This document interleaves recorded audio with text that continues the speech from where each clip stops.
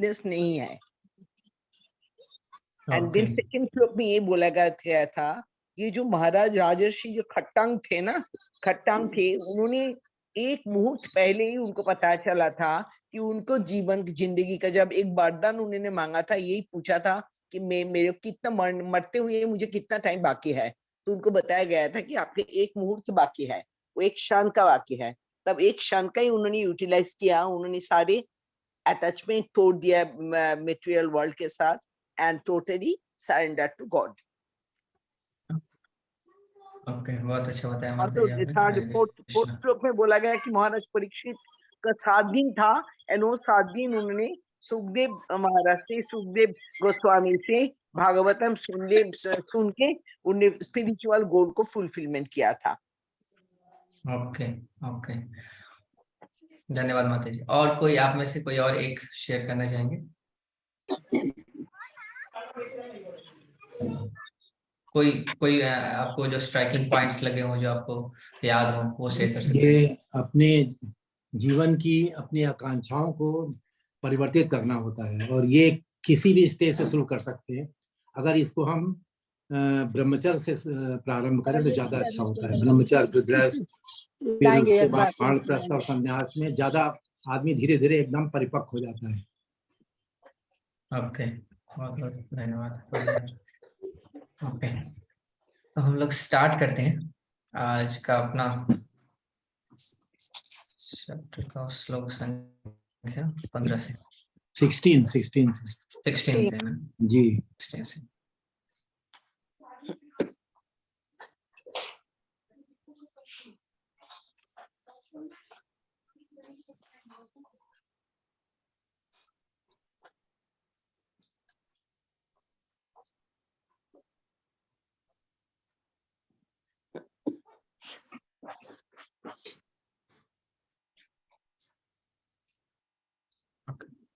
तो मेरा स्क्रीन आप सबको विजिबल है, देख पा रहे हैं आप सब? नहीं, 17 दिख रहा है, 16 करना है। दिख रहा है। दिख रहा है नहीं? ये 17 प्रभु है जी ना? 17 नंबर है, 16 ओके, करना है, 16 स्टार्ट 16 करना है। यहाँ से ना? ये जी। हाँ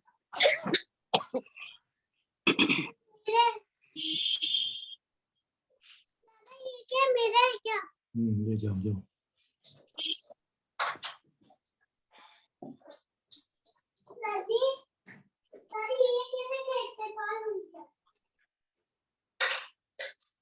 हरे कृष्णा। तो मैं श्लोक डिसाइड करता हूँ, क्योंकि ये फर्स्ट श्लोक है, तो हम लोग डिसाइड करते हैं इसे। तो गृहात् प्रवजितो धीर पुण्यतीर्थ जलाप्लुत शुचौ विविक्तासीनो विधिवकल्पितासने। गृहात् प्रवजितो धीर पुण्यतीर्थ जलाप्लुत शुचौ विविक्त आसीनो विधिवकल्पितासने। आप में से कोई डिसाइड करना चाहता है? कोई एक को डिसाइड कर सकते हैं।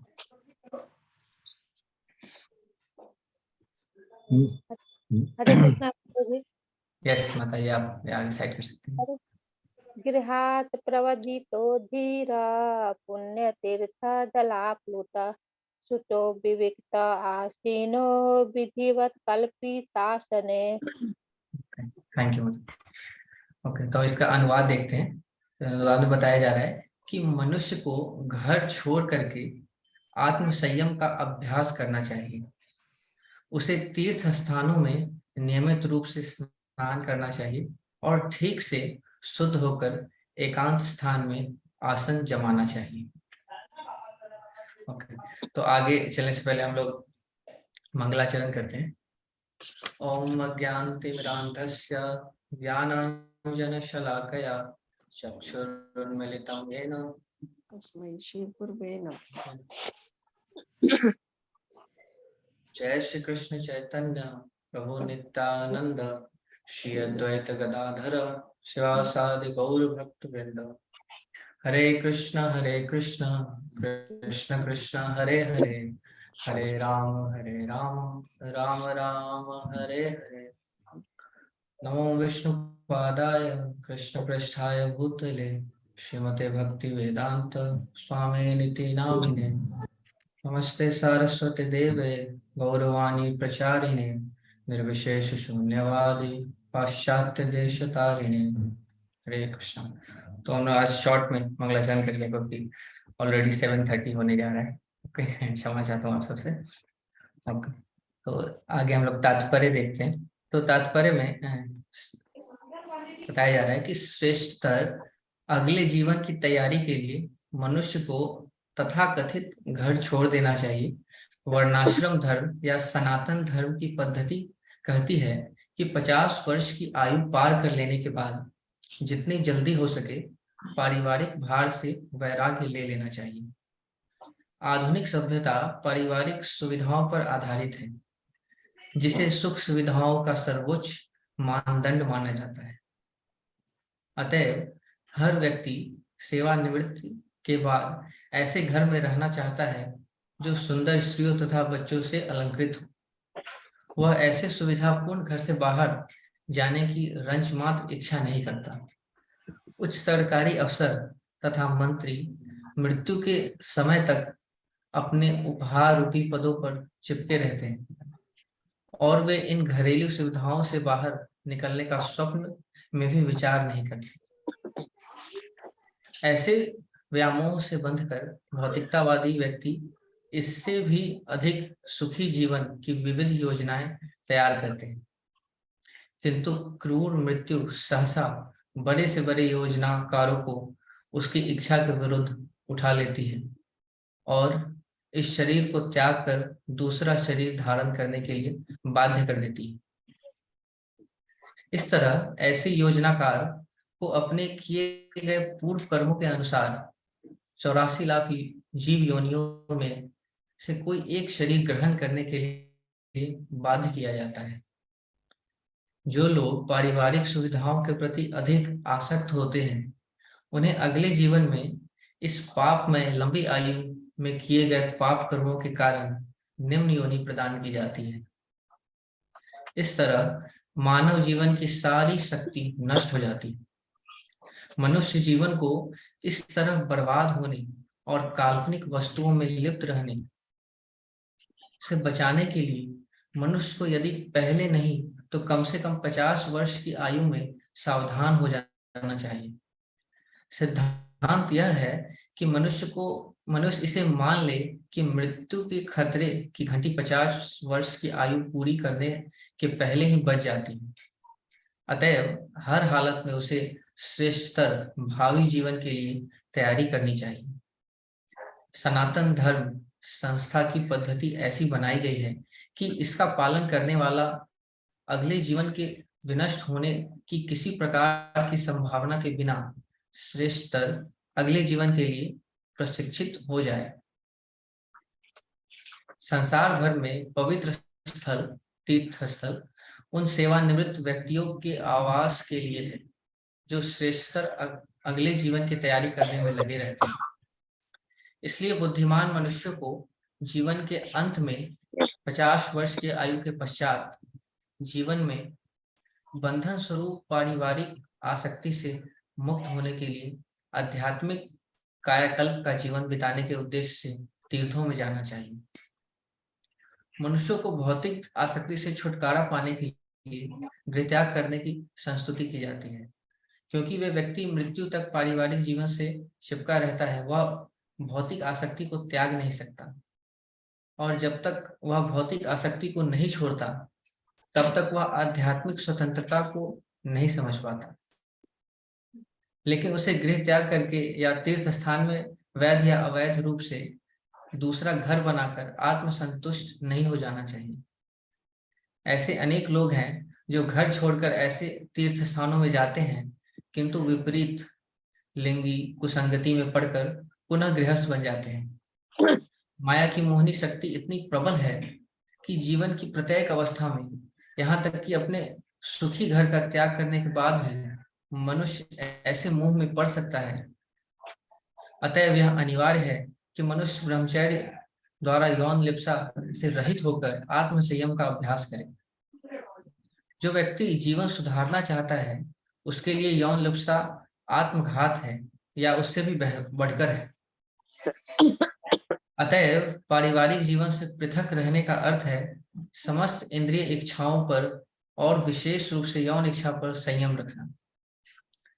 इसकी विधि यह है कि मनुष्य को कुश, मृगचर्म तथा दरी का पवित्र आसन तैयार करना चाहिए और उस पर बैठकर उपयुक्त विधि से निरपराध भाव से भगवान के पवित्र नाम का जप करना चाहिए।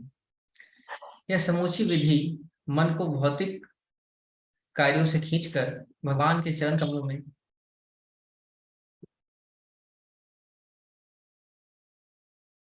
स्थित करने के निमित्त है।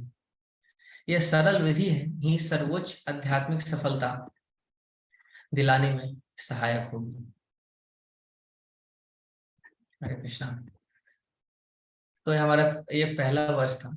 तो अभी तक आप लोग ये सेकंड कैंटो पढ़ रहे हैं, तो आपने देखा होगा कि ये सेकंड कैंटो में मोस्टली सुखदेव गोस्वामी क्या बताते हैं कि भगवान के क्रिएशन के बारे में एक्सप्लेन करते हैं और यूनिवर्सल फॉर्म के बारे में, मतलब विराट रूप के बारे में एक्सप्लेन करते हैं, और अष्टांग योग, और अष्टांग योग को कोई अष्टांग योगी कैसे फॉलो करके खुद लिबरेट होता है उसको यहाँ पे एक्सप्लेन करते हैं सुखदेव गोस्वामी। और इसके साथ ही ये सब बताते हुए वो भक्ति योग कैसे इन सबसे ऊपर है और बेस्ट है उसको यहाँ पे स्टैब्लिश करते हैं इस सेकेंड कैंटो में।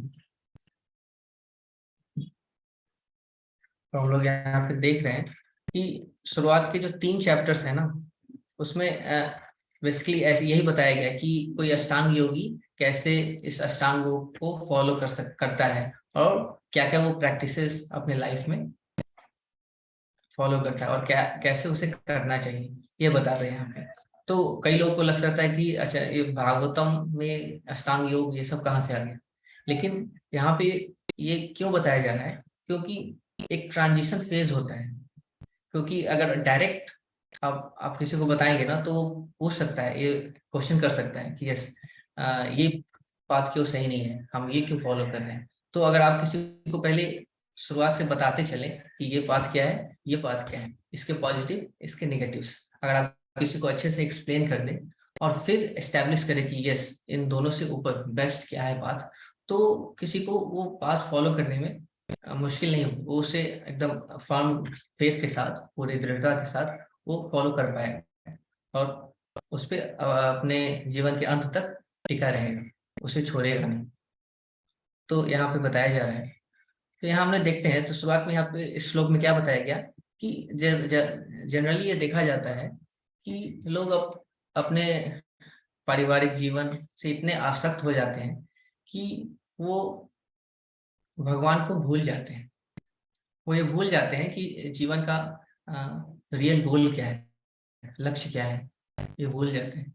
उनको ये समझ जाना चाहिए कि जैसे बताया जाता है ना कि 4 आश्रम है, तो उसमें भी गृहस्थ आश्रम है। तो उसमें क्या बताया जाता है कि गृहस्थ में क्या है कि शुरुआत में जो गृहस्थ आश्रम है उसके बाद क्या आता है, फिर वानप्रस्थ आश्रम आता है। तो कई लोग क्या करते हैं कि अपने पूरे लाइफ गृहस्थ आश्रम में ही रह जाते हैं। तो कई लोग क्वेश्चन कर सकते हैं ना कि क्या हमें भी क्या करना चाहिए, हमें भी घर छोड़ देना चाहिए, बाहर जंगलों में चले जाना चाहिए। तो ऐसा नहीं है। तो यहाँ पे बेसिकली हमारा थिंकिंग प्रोसेस, हमारा भाव वो चेंज होना चाहिए, क्योंकि एक पार्टिकुलर समय के बाद, क्योंकि आप देखेंगे कि जैसे यहाँ पे बताया जा रहा है ना कि 50 वर्ष के बाद हमें ये सोचना चाहिए कि मैं कैसे अपना समय, ज़्यादा से ज़्यादा समय भगवान की सेवा में, भगवान को याद करने में, उनके बारे में सुनने में, आध्यात्मिक किताबें पढ़ने में, अलग अलग तीर्थ स्थानों पर विजिट करने में, उनके बारे में, उनके ग्लोरीज को सुनने में, इसमें अपना समय ज़्यादा देना चाहिए, ये अपना होना चाहिए ऐसे। और यहाँ ये सब कुछ हम अभी के परिवेश में देखें तो हम लोग क्या कर सकते हैं, घर पे रहते हुए भी कर सकते हैं। ऐसा नहीं कि सबको करने के लिए आपको जंगलों में जाना पड़ेगा। यहाँ पे प्रभुपाद पर्पट में लिखते हैं कि कई बार ऐसा भी होता है कि लोग जंगलों में चले जाते हैं या फिर किसी तीर्थ स्थान में चले जाते हैं, लेकिन फिर भी उनके अंदर जो भोग की जो इच्छा होती है वो खत्म नहीं होती है, और वहां पे भी वो जाके क्या करते हैं, फिर से इंद्रिय भोग करना स्टार्ट कर देते हैं। फिर से उनकी पुरानी जो कहते हैं ना कि पुरानी जो इम्प्रेशंस है फिर से वो उभर के आ जाती है। तो हमारा क्या कहते हैं कि हमारा जो अटैचमेंट है वो भगवान के प्रति बढ़ना चाहिए, हमारा भाव वो चेंज होना चाहिए, वो यहाँ पे बताया गया है। तो एक एग्जाम्पल भी इसमें मुझे याद आ रहा है कि आपने देखा होगा कि हम लोग क्या हैं कि सबके पास थोड़ी बहुत हो सकता है कोई अच्छी संपत्ति हो, लेकिन आप भरत महाराज का एग्जाम्पल ले सकते हैं। वो संपूर्ण विश्व के राजा थे, क्या उनसे ज्यादा संपत्ति किसी के पास होगा? उन्होंने अपना वो सारा संपत्ति छोड़ के उसको त्याग दिया था। उन्होंने त्याग के क्या किया था? उन्होंने जंगल में आ गए थे, सब कुछ छोड़ के त्याग के आ गए थे। और वो समझिए उतने भाव के लेवल पे थे, फिर भी क्या हुआ, वो जंगल में आके एक हिरन से आसक्त हो गए। अल्टीमेटली वो ऐसा हुआ, उनका 3 लाइफ हुआ, नेक्स्ट लाइफ में जाके वो सब कुछ याद था उनको और वो फिर से भगवत धाम जाते हैं। लेकिन ये स्टोरी इसलिए बार बार कोट किया जाता है कि कोई बहुत बड़ा कह सकते हैं ना कि कोई सन्यासी हो सकता है, कोई बहुत बड़ा दानी हो सकता है, कोई बहुत बड़ा रिनंशिएटर हो सकता है, बोलता है ना कि मैं सब कुछ छोड़ चुका हूँ, लेकिन हो सकता है, लेकिन वो फिर भी चांसेस है कि वो उसका पतन हो सकता है, ये चांसेस हैं। तो बताया जाता है कि उससे हम कैसे बच सकते हैं? उससे हम तभी बच सकते हैं जब हम अपने अंदर भगवान को के प्रति भाव जो हमारा है, उनके प्रति सेवा का, उनके बारे में सुनने का, जो हमारे सीनियर्स हैं, हमारे जो काउंसलर्स हैं, जो हमारे जो भी सीनियर डिवोटीज हैं, उनसे जो भी हम सीखते हैं, उनके प्रति हमारा भाव, ये हमारा अगर भाव अच्छा रहेगा और इसमें हम अपना क्या कहते हैं ना कि फुली डिटरमाइंड रहेंगे कि हाँ जो वो बता रहे हैं उसे मुझे एकदम फर्म फेथ के साथ फॉलो करना है, मुझे जो 4 नियम बताए गए हैं, जो मुझे हमारे गुरु ने बोला है कि हमें 16 माला करना है तो वो करना है, रीडिंग हेयरिंग करना है, भगवान की कुछ सेवा करना है मंदिर में। तो ये अगर ये सब चीजें हमको फॉलो करते रहे ना, तो फिर हम यहाँ पे अपने जो भी हमारा जो प्रण लेंगे, जो भी हम वॉल लेंगे, उसको बरकरार रख सकते हैं, उसको कभी वहां से हम कभी नीचे नहीं जाएंगे। ये है यहाँ पे।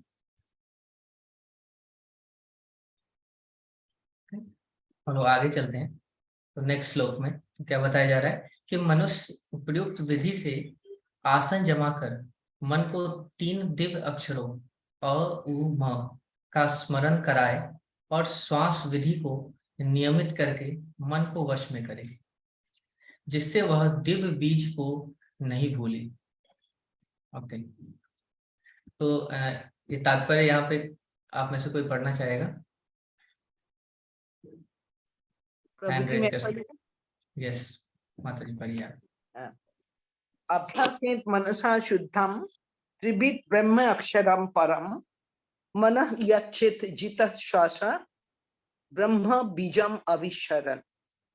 ओके अब तात्पर्य पढ़िए माता जी। यस तात्पर्य, यस, ओमकार अथवा प्रणव दिव्य अनुभूति के बीज हैं और ये 3 दिव्य अक्षरों अ उ म से बना है। समाधि प्राप्त करने के दिव्य किंतु यांत्रिक विधि के द्वारा जिसे महान योगियों के अनुभव से खोजा गया है। श्वास विधि प्राणायाम के साथ साथ मन से जप करने से भौतिकता में लीन मन को वश में किया जा सकता है। मन की आदत को बदलने की यही विधि है। मन को मारना नहीं होती है, मन या इच्छा को रोका नहीं जा सकता, रोका नहीं। मन सक्रिय इंद्रियों की दूरी है। अतएव यदि सोचने, अनुभव करने तथा चाहने की प्रकृति परिवर्तित कर दी जाए तो स्वाभाविक है कि कर्मेंद्रियों को कार्यों को प्रकृति भी बदल जाएगी। ओमकार समस्त दिव्य ध्वनि का बीज है। हरे कृष्ण माता जी। यहाँ पे हम लोग रुकते हैं थोड़ा। यस, ठीक है। तो यहाँ पे क्या बताया जा रहा है कि ओंकार अथवा प्रणव दिव्य अनुभूति का बीज है और यह 3 दिव्य अक्षर और उमा से बना है। तो यहाँ पे जैसे मैं बताया था ना कि यहाँ पे जो अष्टांग योग है उसकी विधि को थोड़ा यहाँ पे सुखदेव गोस्वामी बता रहे हैं, और साथ ही साथ यहाँ पे आगे बताया जा रहा है कि मन की आदतों को बदलने की यही विधि है। फिर आगे क्या बताया जाता है कि मन को मारना नहीं होता है, मन या इच्छा को रोका नहीं जा सकता। आप सब जानते होंगे ना कि रियल डिटैचमेंट क्या है। रियल डिटैचमेंट आपको ऐसे नहीं होगा। कोई बोल सकता है ना कि मैं किसी चीज से डिटैच हूँ, तो ऐसे कैसे डिटैच हो सकता है? वो तभी डिटैच हो सकता है जो उसकी आसक्ति कहीं और किसी दूसरे चीज में लगे जो उससे उसका हायर टेस्ट है। तो किसी हायर टेस्ट में आपका अगर मन लग जाता है ना, तो तभी आप लोअर टेस्ट की चीजों को छोड़ देते हैं। तो वही है रियल, वहां पे है वो बताता है कि मन को मारना नहीं है, हमें क्या करना है, अपने मन को किसी अच्छे दिशा में लगाना है। तो वो अच्छा दिशा क्या है? भगवान की भक्ति में लगाना है। तो वो ऐसा करते हैं तो हमारा मन अपने आप कंट्रोल होता जाता है। ये है। तो मन क्या है? सक्रिय इंद्रियों की धुरी है। धुरी, धुरी आप लोग समझते हैं? इसे क्या समझते हैं आप लोग कि एक्सिस नहीं, किसी चीज यस, का। Yes, access. एक्सेस क्या होता है? okay, that is the central point, point वो जी। यस, तो central access, point to end point. हाँ, यस। तो आप जैसे आप यहाँ पे देख सकते हैं कि अगर ये यहाँ पे ये बुक है ना, तो अगर इसको बुक को मैं यहाँ से पकड़ूं और यहाँ से मैं इसको घुमा रहा हूँ, साइड जा रहा है ना, तो इसका ये पॉइंट है ना, ये इसका एक्सिस है। इस एक्सिस के हाँ, थ्रू ये yes, मूव कर रहा है, रोटेट कर रहा है। तो यहाँ पे बताया जा रहा है कि मन एक सक्रिय इंद्रियों की धुरी है। बताते हैं कि माइंड सबसे ऊपर है, कि वहीं पे उसी एक्सिस पे सारी इंद्रियां वर्क करती हैं, घूमती हैं चारों तरफ। ये बताया जा रहा है। बताते हैं कि अगर कोई अपना माइंड कंट्रोल करता है ना, तो अपने सारे धीरे धीरे इंद्रियों को कंट्रोल कर सकता है, वहीं से सारा चीज घूमता है। यहाँ से हम लोग देख सकते हैं। तो अतएव यदि सोचने, अनुभव करने तथा चाहने की प्रकृति परिवर्तित कर दी जाए, तो स्वाभाविक है कि कर्मेंद्रियों के कार्यों की प्रकृति भी बदल जाएगी। सोचिए, सोचिए कि आप लोग कुछ खुद से रिलेट कर सकते हैं। मैं खुद से अपने आप से रिलेट करता हूँ कि जब मैं पहले कृष्ण भावना भाव से नहीं जुड़ा था, मतलब कि इसकी भक्ति से नहीं जुड़ा था, तो मेरा सोचने का तरीका, जो कुछ भी मैं करता था, हमारी जो एक्टिविटीज हैं, सब कुछ डिफरेंट था।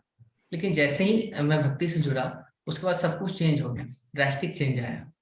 देख सकते हो, आप खुद अपने लाइफ में देख पाएंगे कि आप पहले आप क्या सोचते थे, अभी आप क्या सोच रहे हैं। आपका पूरा लाइफ स्टाइल ही चेंज हो गया, एकदम बोलते हैं ना कि 90 डिग्री चेंज आया होगा, सब पूरे 180 डिग्री पूरा चेंज हो गया, ऐसा चेंज आता है। तो ये बताते हैं कि जैसे ही आप अपने मन को भगवान में लगाते हैं और उनकी सेवा में लगाते हैं, उनकी भक्ति में लग जाते हैं, अपने आप को डिवोट करते हैं, तो अपने आप आपका क्या होगा?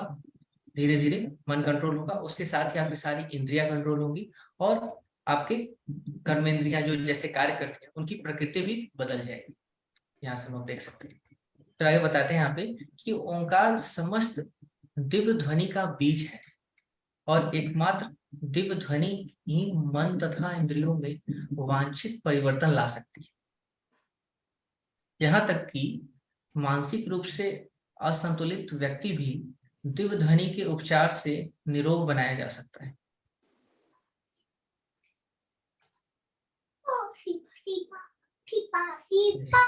तो आप यहाँ पे बताया जा रहा है कि जो साउंड है, साउंड का पावर, वो यहाँ पे बताया जा रहा है। आप सब जानते होंगे, समझते होंगे कि जो हरे कृष्ण मंत्र का जो हम लोग जप करते हैं, तो वो वाइब्रेशन, वो ट्रांसेंडेंटल वाइब्रेशन है। आप देखेंगे कि प्रभुपाद जब फॉरेन कंट्री में गए थे, तो वहाँ पे जो हिप्पीज थे, वो क्या समझिए उनका लाइफस्टाइल एकदम डिफरेंट था। वो सारे गलत काम करते थे, लेकिन फिर भी धीरे धीरे वो क्या हुआ, उनका लाइफस्टाइल चेंज हो गया। कैसे चेंज हुआ? उसमें केवल 2 कारण था। क्या कारण था? कृष्ण प्रसाद और भगवान का संकीर्तन, नाम जप, 2 चीज था। और ऐसे प्रभुपाद उसका प्रीचिंग तो था ही, ये कह सकते हैं। तो ये दो चीज यहाँ पे, वहाँ पे जो फॉरेन कंट्रीज के जो गवर्नमेंट थे और गवर्नमेंट ऑफिशियल्स थे, उन्होंने भी प्रभुपाद से पूछा था कि आप ये कैसे कर पा रहे हैं, हम लोग इतने बड़े बड़े रिहेबिलिटेशन सेंटर्स खोल रखे हैं, फिर भी हम लोगों का ड्रग एडिक्ट्स हैं, उनको, उनके नशा से उनको हम मुक्त नहीं कर पा रहे हैं, लेकिन आपने ये कैसे इतना बड़ा काम कर दिया। उनसे पूछते थे, उनको बहुत अप्रिशिएट करते थे प्रभुपाद को वहाँ के गवर्नमेंट ऑफिशियल्स। तो हम लोग देख सकते हैं कि जो भी हरे कृष्ण मंत्र का जो साउंड है ये बहुत ट्रांसेंडेंटल है। और यहाँ पे ओंकार शब्द का बताया गया है ना, तो ओंकार से भी आप भगवान को रिलेट कर सकते हैं कि भगवान भगवद गीता में बताते हैं कि वो मैं ही हूँ। कि भगवद गीता में प्रणव ओंकार को परम सत्य की प्रत्यक्ष शाब्दिक अभिव्यक्ति कहा गया है। जो व्यक्ति उपयुक्त विधि से भगवान के पवित्र नाम का प्रत्यक्ष उच्चारण नहीं कर पाता, वह प्रणव ओंकार का जप आसानी से कर सकता है। यह ओंकार एक संबोधन है, यथा हे भगवान, जिस प्रकार की ओम हरि ओम का अर्थ है हे मेरे स्वामी पूर्ण पुरुषोत्तम भगवान। जैसा कि हम पहले कह चुके हैं, भगवान का पवित्र नाम भगवान से अभिन्न होता है। वही है, भगवान को बताते हैं कि भगवान बोलते हैं ना कि भगवान का नाम, उनके गुण, उनकी लीलाएं सब उनसे भिन्न नहीं। इसलिए कई बार लोग बोलते हैं ना कि भगवान को हम लोग जब भोग लगाते हैं तो कैसे ग्रहण कर लेते हैं भगवान। भगवान को बताया जाता है कि भगवान अपने हर इंद्रियों से हर कार्य कर सकते हैं। तो ठीक उसी तरह भगवान क्या करते हैं, उस भोग को कैसे ग्रहण करते हैं, अपने आंखों के द्वारा उससे ग्रहण करते हैं वो। वही है कि जिस प्रकार कि ओम हरि ओम का अर्थ है, यहाँ जैसा कि हम पहले कह चुके हैं कि भगवान का पवित्र नाम भगवान से अभिन्न होता है, उसी तरह ओंकार भी है। ओंकार भी डिफरेंट नहीं है, किंतु जो व्यक्ति अपनी अपूर्ण इंद्रियों के कारण भगवान के दिव्य साकार रूप या नाम की अनुभूति कर पाने में अक्षम होते हैं, उन्हें प्राणायाम का अभ्यास करने के साथ साथ मन में प्रणव ओंकार का बारंबार उच्चारण करके आत्म साक्षात्कार का अभ्यास करने के लिए प्रशिक्षित किया जाता है।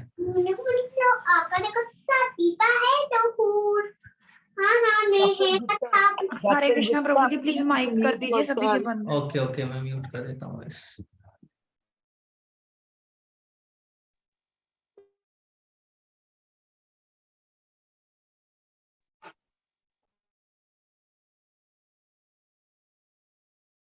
ओके,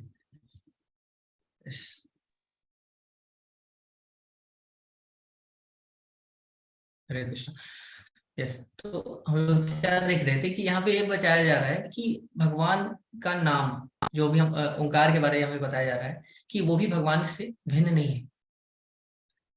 और साथ ही जैसे यहाँ पे बताया जा रहा है कि हम कई बार कह चुके हैं कि भगवान के दिव्य नाम, गुण, गुणों, लीलाओं इत्यादि को वर्तमान इंद्रियों द्वारा समझ पाना असंभव है। अतएव यह आवश्यक है कि समस्त विषयों के केंद्र बिंदु मन के माध्यम से ऐसी दिव्य अनुभूति को गति प्रदान की जाए। भक्तगण अपने मन को सीधे ही परम सत्य की रूपी पुरुष पर स्थिर कर लेते हैं, किंतु जो लोग ब्रह्म के ऐसे साकार स्वरूप को धारण नहीं कर सकते, उन्हें निर्विशेषता के प्रति मन को प्रशिक्षित करके प्रगति करने के लिए अनुशासित किया जाता है। तो यहाँ पे बेसिकली यह बताया जा रहा है कि जो लोग एडवांस हैं वो लोग क्या करते हैं, भगवान के जो सुपर सोल रूप में है, परमात्मा रूप में है, उन पे ध्यान करते हैं। लेकिन जो थोड़े कम एडवांस है, ये किस सेंस में बताया जा रहा है, ये अष्टांग योगी के सेंस में बताया जा रहा है। वो लोग क्या करते हैं, भगवान के विराट स्वरूप, जो भगवान के स्वरूप है, उसको ध्यान करते हैं। और फिर ये बताया जाएगा कि इन सब से भी बेस्ट कौन है, भक्ति योगी, जो भगवान के जो पुरुष, जो उनका जो मूल स्वरूप है, उनकी भक्ति करते हैं, उनकी आराधना करते हैं।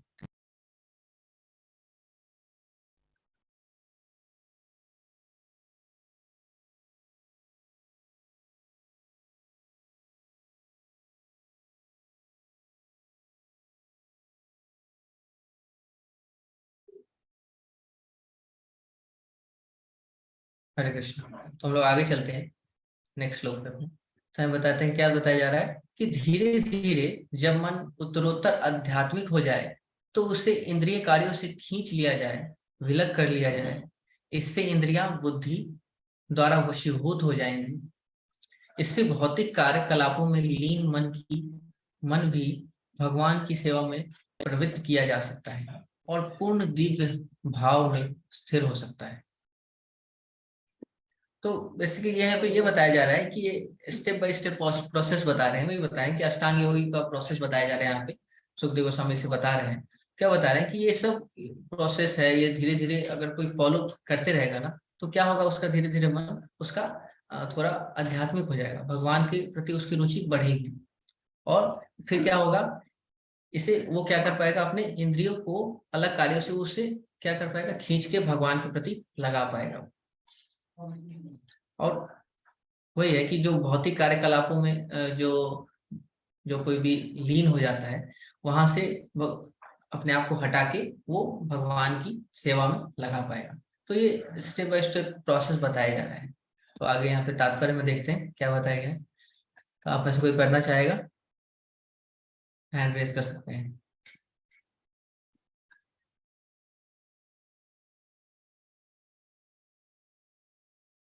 कौन पढ़ना चाहता है आप में से?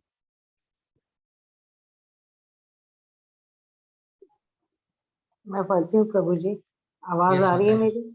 यस माता जी, आ रही है, बढ़िया। हरे कृष्णा। तात्पर्य: प्रणव ओंकार के यांत्रिक उच्चारण के द्वारा तथा श्वास के अवरोध प्राणायाम से मन के अध्यात्मीकरण की प्रथम प्रक्रिया विधि प्राणायाम की यौगिक विधि या श्वास को पूर्ण रूप से नियंत्रित करने की विधि कहलाती है। इस प्राणायाम पद्धति की चरम अवस्था समाधि है, किंतु अनुभव से सिद्ध हो चुका है कि समाधि अवस्था भी भौतिकता में लीन मन को वश में करने में असफल रहती है। उदाहरणार्थ, विश्वामित्र समाधि अवस्था प्राप्त करके भी इंद्रियों के शिकार हो गए और उन्होंने मेनका के साथ संभोग किया। इतिहास इसका साक्षी है। यद्यपि मन संप्रति विषय वासनाओं को सोचना बंद कर देता है, किंतु अवचेतन मन से वह विगत विषय वासनाओं का स्मरण करता है और इस तरह मनुष्य को 100% आत्म साक्षात्कार में लगने से रोक देता है। अतएव सुखदेव गोस्वामी विश्वस्त नीति अपनाने के लिए कहते हैं, और यह है मन को भगवान की सेवा में स्थिर करना। पूर्ण पुरुषोत्तम भगवान श्री कृष्ण इस प्रत्यक्ष विधि को संस्तुति भगवत गीता 6.47 में भी करते हैं। इस तरह आध्यात्मिक रूप से मन के स्वच्छ होने पर मनुष्य को तुरंत श्रवण कीर्तन आदि भक्ति कार्यों द्वारा भगवान की दिव्य प्रेम भक्ति में लग जाना चाहिए। यदि सही मार्गदर्शन के अंतर्गत ऐसा किया जाता है तो विचलित मन भी निश्चित रूप से प्रगति कर सकता है। हरि बोल। हरे कृष्ण। थैंक यू माता जी। तो यहाँ पे शुरुआत में कुछ प्राणायाम की क्या विधि है, क्या पद्धति है, उसकी चरम अवस्था क्या है समाधि है, ये सब बताया जा रहा है। तो ये जो अष्टांग योग होता है ना, वो 8 प्रोसेस होता है। क्या होता है? यम, नियम, आसन, प्राणायाम, प्रत्याहार, धारणा, ध्यान, समाधि। तो उसका जो टॉप मोस्ट स्टेज होता है वो समाधि होता है। लेकिन यहाँ ये भी फिर से बताया जा रहा है कि अनुभव से सिद्ध हो चुका है कि समाधि अवस्था भी भौतिकता में लीन मन को वश करने में असफल रहती है। कई बार ऐसा देखा जाता है और इसके उदाहरण में विश्वामित्र मुनि का एग्जाम्पल यहाँ पे दिया गया है। और यहाँ पे हम लोग फिर लास्ट में सुखदेव गोस्वामी बताते हैं कि ये जो परफेक्ट प्रोसेस क्या है, जो हमारे प्रीवियस आचार्य फॉलो करते आए हैं और उन्होंने उस प्रोसेस को फॉलो करते हुए अपने लाइफ को परफेक्ट किया है। तो वो प्रोसेस उन्होंने वो बताते हैं तो भक्ति योग का प्रोसेस है। तो बताते हैं कि आध्यात्मिक रूप से मन जब आपका स्वच्छ हो जाएगा तो उसके साथ ही हमें अपने आप हमें क्या होगा, श्रवण कीर्तन भगवान के भक्तिमय कार्यों में हमारा टेस्ट और बढ़ना स्टार्ट हो जाएगा। बताते हैं कि हमें लग जाना चाहिए, श्रवण कीर्तन और भक्ति कार्य में लग जाना चाहिए, लेकिन धीरे धीरे इससे क्या होगा, हमारा मन क्लीन होता जाएगा। बताते हैं ना कि चेतो दर्पण मार्जनम, वो धीरे धीरे होगा। और साथ ही साथ क्या होगा, हमारा जो इन सब भक्तिमय कार्यों में करने का जो टेस्ट है वो बढ़ता जाएगा। बस क्या करना है, हमें देव भक्ति में लग जाना है। और फिर बताते हैं कि यही सही मार्गदर्शन के अंतर्गत ऐसा किया जाता है यदि, तो विचलित मन भी निश्चित रूप से प्रगति कर सकता है। यहाँ पे बताया। तो कई बार लोग पूछते हैं ना कि हमारा मन तो बहुत विचलित है, इधर उधर जाता है, इसे कैसे हम लोग कंट्रोल कर पाएंगे।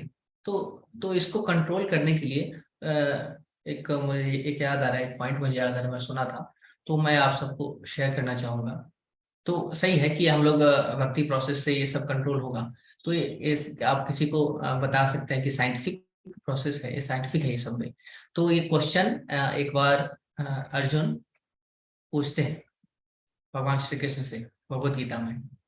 क्या प्रश्न होता है अर्जुन का?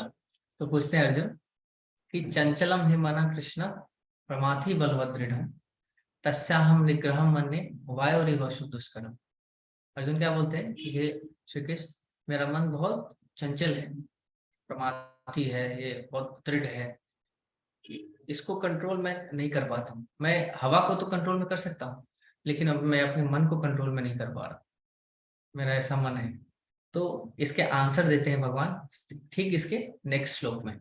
तो भगवान क्या बोलते हैं अर्जुन को कि असंशयम महाबाहो मनो दुर्निग्रहम चलम अभ्यासेन तु कौन्तेय वैराग्येन च गृह्यते। इसका बताते हैं कि असंशयम, इसमें कोई संशय नहीं है हे अर्जुन कि मन बहुत स्ट्रांग है, इसको कंट्रोल कर पाना आसान नहीं है। लेकिन फिर भगवान क्या बताते हैं अर्जुन को कि यस, हम लोग अपने इस मन को कंट्रोल कर सकते हैं। कैसे कर सकते हैं? 2 प्रोसेस बताते हैं भगवान, अभ्यास और वैराग्य। तो अभ्यास क्या है और वैराग्य क्या है, वो से हमें देखना है। एक प्रैक्टिकल सेंस में हम लोग देखें तो हम लोग कर रहे हैं, वो ऑलरेडी कर रहे हैं। वो क्या है? तो अभ्यास क्या है? कुछ डूज हैं जो हमें करने चाहिए। और वैराग्य क्या है? जो चीजें हमें छोड़नी है और उससे हमें दूरी बनानी है, जो डॉन्ट्स हैं। डूज और डॉन्ट्स हम लोग देख सकते हैं। तो डूज क्या है अभ्यास? तो 4 चीजें, ABCD प्रिंसिपल आपने सुना होगा। क्या आता है? एसोसिएशन, मतलब कि भक्तों का संग, B book reading, C chanting, D धामवास और प्रसाद सेवन डाइट एसेंस में। ये 4 चीजें हैं जो हमें करनी है। और यही बेसिकली हमारा इसी अगर 4 चीजों को अगर हम लोग सही से करते हैं ना, तो हमारा पूरा भक्ति इसी यही प्रोसेस है, भक्ति का प्रोसेस यही है। इन्हीं 4 चीजों को देखें तो यही 4 चीजें हमारे भक्ति प्रोसेस का क्रक्स है। क्योंकि हम लोग भक्तों के एसोसिएशन में रहेंगे तो वहां से क्या होगा, हम वहां से उनसे सीख पाएंगे। सही है ना? हमारा एंथुसियाज्म बना रहेगा, हम लोग कभी ऐसा लो फील नहीं करेंगे। और फिर बुक रीडिंग है, हम शास्त्रों का अध्ययन भी करेंगे, सुनेंगे भी। अगर वही एसोसिएशन में रहेंगे तो सब कुछ हो जाएगा, हमारा हियरिंग भी हो जाएगा, रीडिंग भी हो जाएगा, सब कुछ हो जाएगा। फिर चैंटिंग, जैसे हम लोग को रिकमेंड किया जाता है ना कि मिनिमम 16 राउंड हमें सबको चैंट करना है, तो ये चैंटिंग है।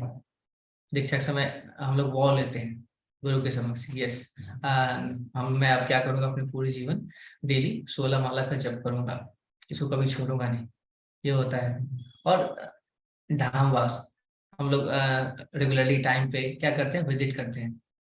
धाम हो गया जैसे मथुरा, वृंदावन, ये सब हो गया, मायापुर, ये सब हम लोग धाम विजिट करते हैं। और साथ ही साथ हमारे जो इस्कॉन के टेम्पल्स हैं वो भी धाम है। भगवान प्रभुपाद बोलते थे ना कि ये हमारे जो टेम्पल्स है ना वो भी वैकुंठ है, ये बताते हैं हम। इसलिए हमें क्या कहते हैं, रेगुलरली टेम्पल्स विजिट करनी चाहिए। अगर आप आसपास टेम्पल है तो आपको विजिट करना चाहिए regularly.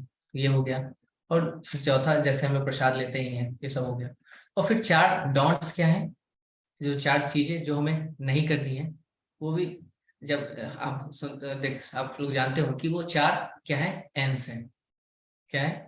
No meat eating, no intoxication, no illicit sex and no gambling. ये 4 एंस हैं। तो ये 4 चीजें क्या है, वैराग्य। इनसे हमें क्या करना है, वैराग्य करना है। 4 नियम, तो ये 4 नियम हम फॉलो करते हैं, इसको क्या है हम लोग छोड़ते हैं, और जो 4 चीजें हैं जो हम लोग करते हैं, ABCD, ये हमने देखा। तो इन सब चीजों को अगर ये आंसर दिया था भगवान ने अर्जुन को अपने मन को कंट्रोल करने के लिए, तो ये प्रोसेस हम लोग ऑलरेडी कर रहे हैं। इसे बोला जाता है कि अगर कोई भक्ति प्रोसेस में आप आ जाते हैं और भक्तों के संग में रहते हैं, तो आपको पता नहीं लगेगा, लेकिन आप ये सारे प्रोसेस धीरे धीरे करने लग जाएंगे। आपको पता नहीं है कि ये पूरा साइंटिफिक रीजन है इसके पीछे, भगवान ने इसको बता रखा है, उस चीजों को आप फॉलो कर रहे हैं, जाने अनजाने में कर रहे हैं आप ऑलरेडी। तो ये इसे बताया जाता है कि आपको बस क्या करना है, ये चीजें करते रहनी है, आपका अपने आप क्या होगा, धीरे धीरे सब कुछ कंट्रोल हो जाएगा।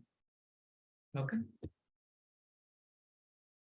आगे चलते हैं हम लोग नेक्स्ट श्लोक में। कि तत्पश्चात श्री विष्णु के पूर्ण शरीर की अवधारणा को हटाए बिना एक एक करके विष्णु के अंगों का ध्यान करना चाहिए। इस तरह मन समस्त इंद्रिय विषयों से मुक्त हो जाता है। तब चिंतन के लिए कोई अन्य वस्तु नहीं रह जानी चाहिए। चूंकि भगवान विष्णु परम सत्य हैं, अतएव केवल उन्हीं में मन पूर्ण रूप से रम जाता है। तो वही यहाँ पे जैसे बताया जाता है ना कि पहले प्राणायाम का प्रोसेस क्या है कि उससे अपने मन को शांत करना है, एकाग्रचित करने के लिए बताया जा रहा है। फिर क्या करना है, भगवान श्री विष्णु के अंगों के ऊपर ध्यान लगाने के लिए यहाँ पे बताया जा रहा है। ये स्टेप बाय स्टेप प्रोसेस है अष्टांग योग का, वो यहाँ पे बताया जा रहा है। ओके, तो आगे इसका हम लोग तात्पर्य पढ़ते हैं। तो नेक्स्ट आप में से कौन पढ़ना चाहेगा, जिन्होंने अभी तक प्रभु जी नहीं मैं पढ़ा है? पढ़ूं? हरे कृष्ण मैं पढ़ूं प्रभु जी? यस यस माता जी, पढ़िए आप।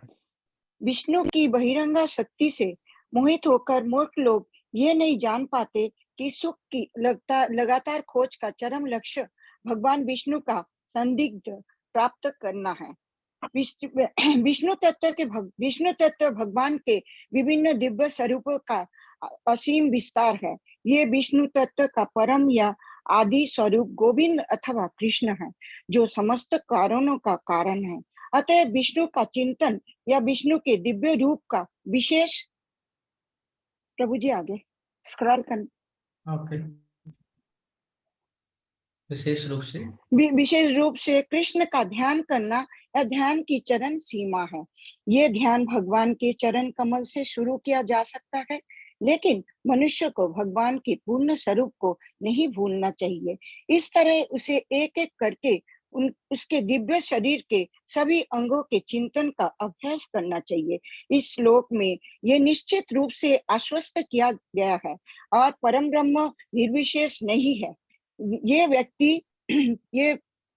व्यक्ति तो है, किंतु उसका शरीर हम जैसे बुद्धिजीवी से भिन्न है। अन्यथा पूर्ण आध्यात्मिक सिद्धि की प्राप्ति के लिए सुखदेव गोस्वामी ने प्रणव ओंकार से लेकर विष्णु के साकार शरीर के अंग प्रत्यंग के ध्यान की संतुष्टि ना की होती।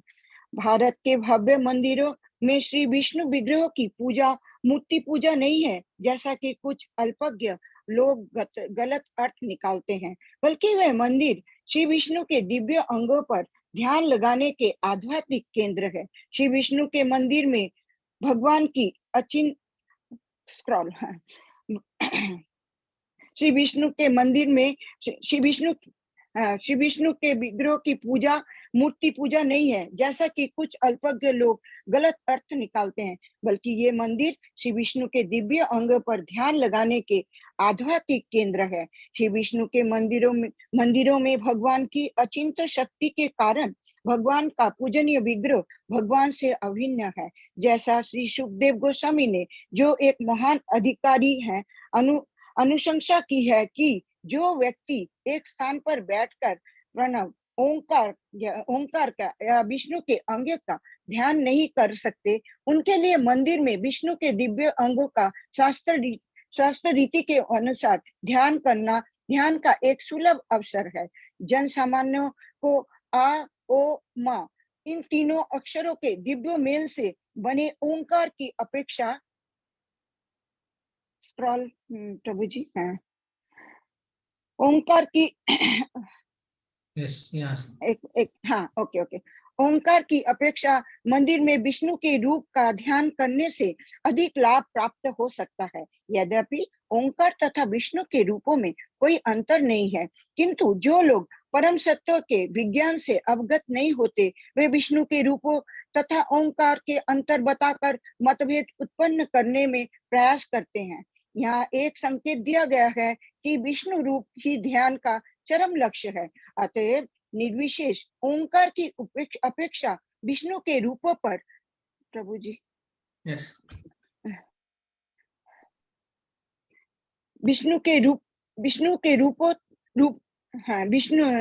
यद्यपि ओंकार तथा विष्णु के रूपों में कोई अंतर नहीं है, किंतु जो लोग परम सत्य के विज्ञान से अवगत नहीं होते, वे विष्णु के रूपों तथा ओंकार में अंतर बताकर मतभेद उत्पन्न करने का प्रयास करते हैं। यहाँ एक संकेत दिया गया है कि विष्णु रूप ही ध्यान का चरम लक्ष्य है। अतएव निर्विशेष ओंकार की अपेक्षा विष्णु के रूपों पर चित्त को एकाग्र करना श्रेयस्कर है। इनमें से पहली विधि दूसरे की अपेक्षा अधिक कठिन है। हरे कृष्ण। हरे कृष्ण माता जी, थैंक यू माता जी, आपने बहुत अच्छा पढ़ा। ओके, तो यहाँ पे क्या बताया जा रहा है, आप सब देख रहे हैं कि भगवान विष्णु के शरीर के अलग अलग स्थानों को पे अपना मन को कैसे केंद्रित करना है, वो यहाँ पे बताया जा रहा है। तो कैसे यहाँ पे बताया, आप लोग सब जानते हो कि भगवान का हम लोग दर्शन कैसे करते हैं। पहले भगवान के चरण कमल से, उनके नाभि चल होते होते फिर जाके उनके नाभि ऊपर, यस ऊपर जाके फिर आप उनके मुख कमल को देखते हैं। तो ऐसे हमें दर्शन करना चाहिए। आप लोग ने जब दामोदर माह अभी चल ही रहा है, दामोदर माह, तो आप लोग दीपदान करते हैं। तो दीपदान कैसे करते हैं? करते हैं ना, शुरुआत पहले नीचे से होते हुए फिर ऊपर जाते हैं, ऐसे करते हैं ना। तो मैं पहले कई बार मेरे मन में क्वेश्चन था कि हम लोग ऐसा ही क्यों करते हैं, कई बार क्वेश्चन था मेरे मन में। तो एक अभी मैं कुछ समय पहले हमारा साउथ इंडिया ट्रिप हुआ था, तो हम लोग रामेश्वरम गए थे।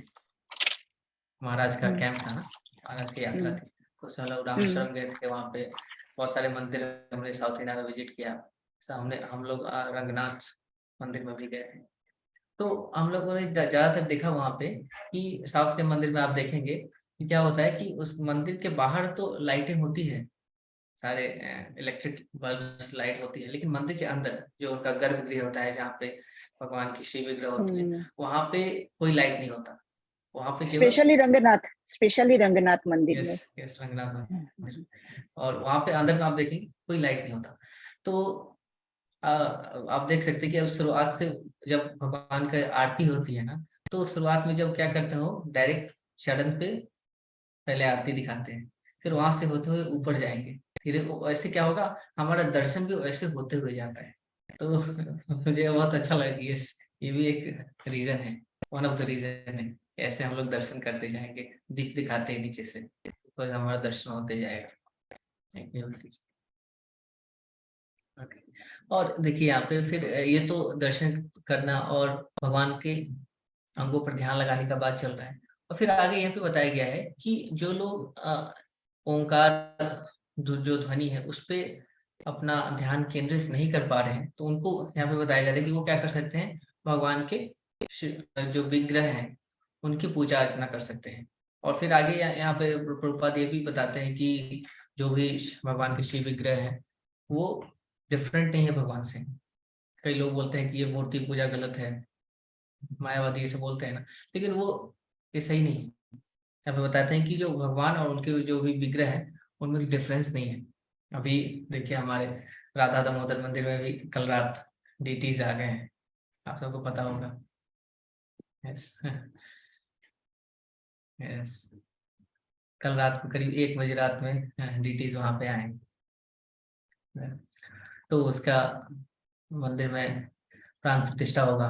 तो ऐसे नहीं है कि उनको ऐसे रख दिया जाता, वहां पे क्या होता है, प्राण प्रतिष्ठा होता है, वैदिक मंत्रों के साथ, उच्चारण के साथ क्या होता है, ब्राह्मण क्या करते हैं, भगवान को आवाहन करते हैं, उनको बुलाते हैं, और भगवान क्या कहते हैं, भक्तों को के प्रति कृतज्ञ होकर भगवान भक्तों को सेवा देने के लिए क्या करते हैं, भगवान उस शिव विग्रह में प्रवेश करते हैं।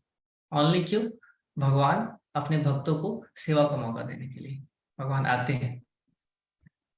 तो वही बताते हैं कि भगवान की जो शिव विग्रह है वो उनसे डिफरेंट नहीं है।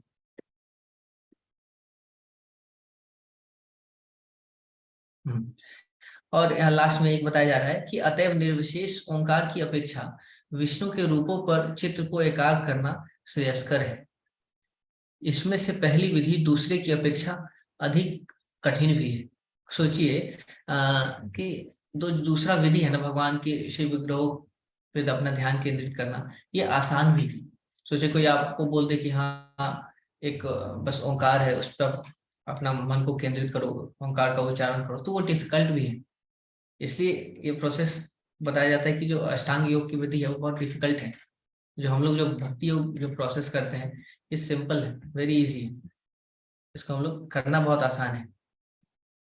लेकिन इसमें ये क्या कर सकते हैं, इजी नहीं, सिंपल है लेकिन इजी नहीं है भक्ति योग का प्रोसेस, क्योंकि सबको पता है कि करना क्या है। हमें 4 नियम फॉलो करने हैं, भगवान की सेवा करनी है, तो बताते हैं ना जो गुरु का आदेश है उसको पालन करना है। तो लेकिन ये सब चीजें सिंपल है लेकिन आसान नहीं है। क्यों? क्योंकि अगर हम क्योंकि इसको क्या करना है, ऐसा नहीं कि आज करना है कल छोड़ देना है, इसको हमें अपने पूरे होल लाइफ लगा करते रहना है। इसलिए ये आसान नहीं है। कोई इसे तभी कर सकता है जब उसका फेथ एकदम स्ट्रांग हो, जो अपने जो साधना में एकदम फर्म फेथ हो उसका। वो ऐसा नहीं कि वो आज कोई बताता है कि आज मैंने जब किया, आज मैं बुक रीडिंग किया, फिर कुछ दिन के बाद कोई सोचेगा कि अब तो मैं बहुत कर लिया, मैं छोड़ देता हूँ, थोड़ा कुछ दिन में गैप कर सकता हूँ। तो वहीं पे खेल शुरू होता है, फॉल डाउन का। लोग क्या करते हैं, धीरे धीरे छोड़ देते हैं। लोग सोचते हैं कि अरे अब तो मैं बहुत कर लिया, अब मुझे इसकी आवश्यकता नहीं है, ऐसा सेंस आ जाता है मन में। लेकिन वही है, तो हमको ये उस चीजों को क्या करना है, हमेशा करते रहना है। तो वो है भक्ति योग।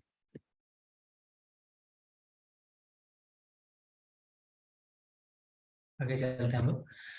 नेक्स्ट वर्स आता है हमारा क्या, कि मनुष्य का मन सदैव रजोगुण द्वारा विचलित और तमोगुण द्वारा मोहग्रस्त होता रहता है, किंतु मनुष्य ऐसी धारणाओं को भगवान विष्णु के संबंध द्वारा ठीक कर सकता है और इस तरह उनसे उत्पन्न गंदी वस्तुओं को स्वच्छ करके शांत बन सकता है। वो ये कि हमारा जनरल एक टेंडेंसी है, क्या होता है कि कोई चीज साफ है तो नॉर्मली आप किसी वस्तु को अगर आप बाहर रूम में ऐसे रख दो ना और उसको कुछ मत करो, रूम में आपका एकदम सील पैक्ड है रूम, लेकिन फिर भी क्या होगा, कुछ समय के बाद आप कुछ दिनों के बाद आएंगे आप घर में, आप होता होगा ना कि कहीं आप बाहर गए घर से कुछ दिनों के लिए और कुछ दिनों बाद फिर घर में लौटते हैं, तो आप देखेंगे सब पे क्या होता है, अपने आप धूल की एक परत जमी होती है। अब तो कोई तो घर में था नहीं, सब कुछ बंद था, लेकिन फिर भी अपने आप क्या होता है, वो डिगे होता है, उसके ऊपर धूल आएगी, गंदगी अपने आप आएगी। कोई सेंस है ना कि कोई ऊपर से कोई चीज आराम से गिरना आसान होता है, लेकिन फिर से ऊपर उसको चढ़ाना मुश्किल है। तो रजोगुण तमोगुण ये अपने आप आ जाता है। ये आपका बताते हैं ना कि ये इसको आना नॉर्मल है। कोई इसको फिर रोक के अपने आप को सतोगुण बुलाना वो है, वो बताते हैं कि वो है धारा के विपरीत। कोई बोलता है ना कि किसी के अंदर रोजी, मैं देखता हूँ कि कई लोग क्या करते हैं, वो अपने जो उनके सीनियर्स हैं उनके प्रति कुछ शुरुआत में तो बहुत बताते हैं कि बहुत रिस्पेक्ट होता है, लेकिन क्या होता है धीरे धीरे कुछ समय के बाद वो थोड़ा लीनियंट हो जाते हैं, उनका रिस्पेक्ट कम हो जाता है, वो उनको उतना सम्मान नहीं करते, वो अपने क्या कहते हैं भक्ति लाइफ में भी थोड़ा सा ढीले पड़ जाते हैं। तो बताते हैं ये नॉर्मल है, ये तो होगा ही, अगर ऐसा ना हो तो वो अब नॉर्मल हो जाएगा। ये एक सेंस में ये देख सकते हैं। तो बताते हैं कि मनुष्य का मन सदैव रजोगुण द्वारा विचलित और तमोगुण द्वारा मोहग्रस्त होता रहता है, लेकिन हमें क्या करना है, इससे बचना है। कैसे बच सकते हैं कि मैं भगवान विष्णु के संबंध द्वारा ही हम इन चीजों से बच सकते हैं। वो ये कि हम जब हम अपना मन भगवान विष्णु के प्रति लगाएंगे, उनकी सेवा के प्रति, उनको ध्यान करने के, उनके नाम जपने के प्रति। तो ऐसे अगर हम लगाते हैं तो अपने आप क्या होगा, सारी गंदी वस्तुओं को स्वच्छ करके अपने मन से को हम क्या कर सकते हैं, शांत बना सकते हैं। सिंपल है, चेतो दर्पण मार्जन। इसका तात्पर्य देखते हैं। तात्पर्य आप में से कौन पढ़ेगा, जिन्होंने अभी तक नहीं पढ़ा है? मैं पढ़ूं प्रभु जी? यस माता जी, पढ़िए आप। हरे कृष्णा। जो लोग सामान्यतः रजो तथा तमोगुणों द्वारा संचालित होते हैं, वे ईश्वरीय अनुभूति की दिव्य अवस्था प्राप्त करने के प्रामाणिक पात्र नहीं होते।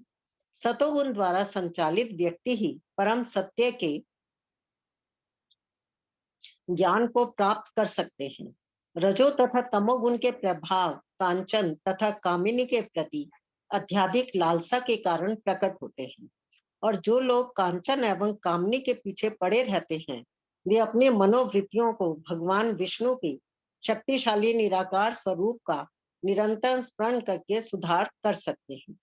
सामान्यतः निर्विशेषवादी या अद्वैतवादी ही रजो तथा तमोगुण से प्रभावित होते हैं। ऐसे निर्विशेषवादी अपने को मुक्त आत्मा समझते हैं, किंतु वे परम सत्य के दिव्य साकार स्वरूप के विषय में कुछ भी नहीं जानते। वस्तुतः भ्रम के साकार स्वरूप विषय ज्ञान से रहित होने के कारण उनका अंतःकरण अशुद्ध रहता है। भगवत गीता में कहा गया है कि सैकड़ों जन्मों के बाद निर्विशेष चिंतक भगवान की शरण ग्रहण करता है।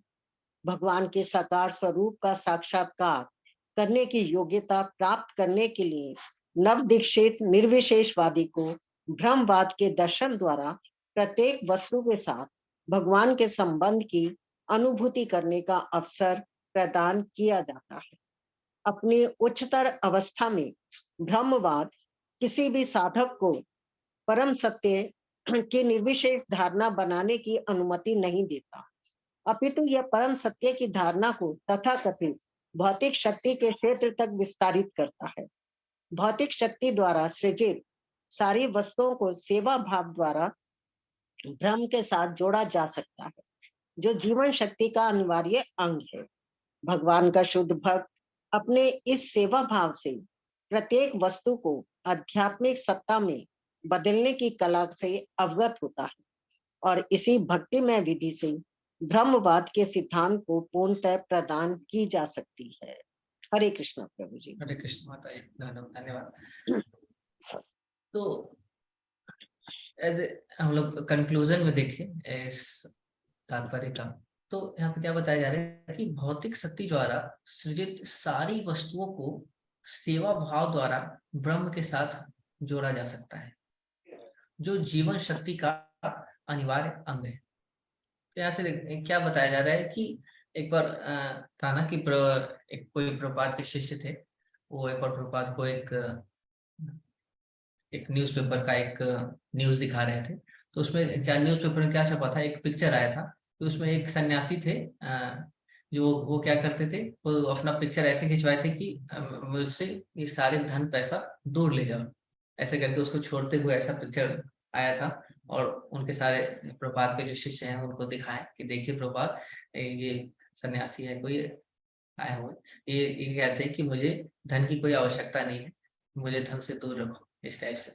तो प्रभुपाद वहाँ पे तभी क्या बोलते हैं कि अभी क्या करो, रिपोर्टर को बुलाओ और मेरा एक पिक्चर खिंचवाओ, और मैं क्या करूंगा, ऐसे पकड़ते हुए पिक्चर खिंचाऊंगा, सारा धन मुझे चाहिए।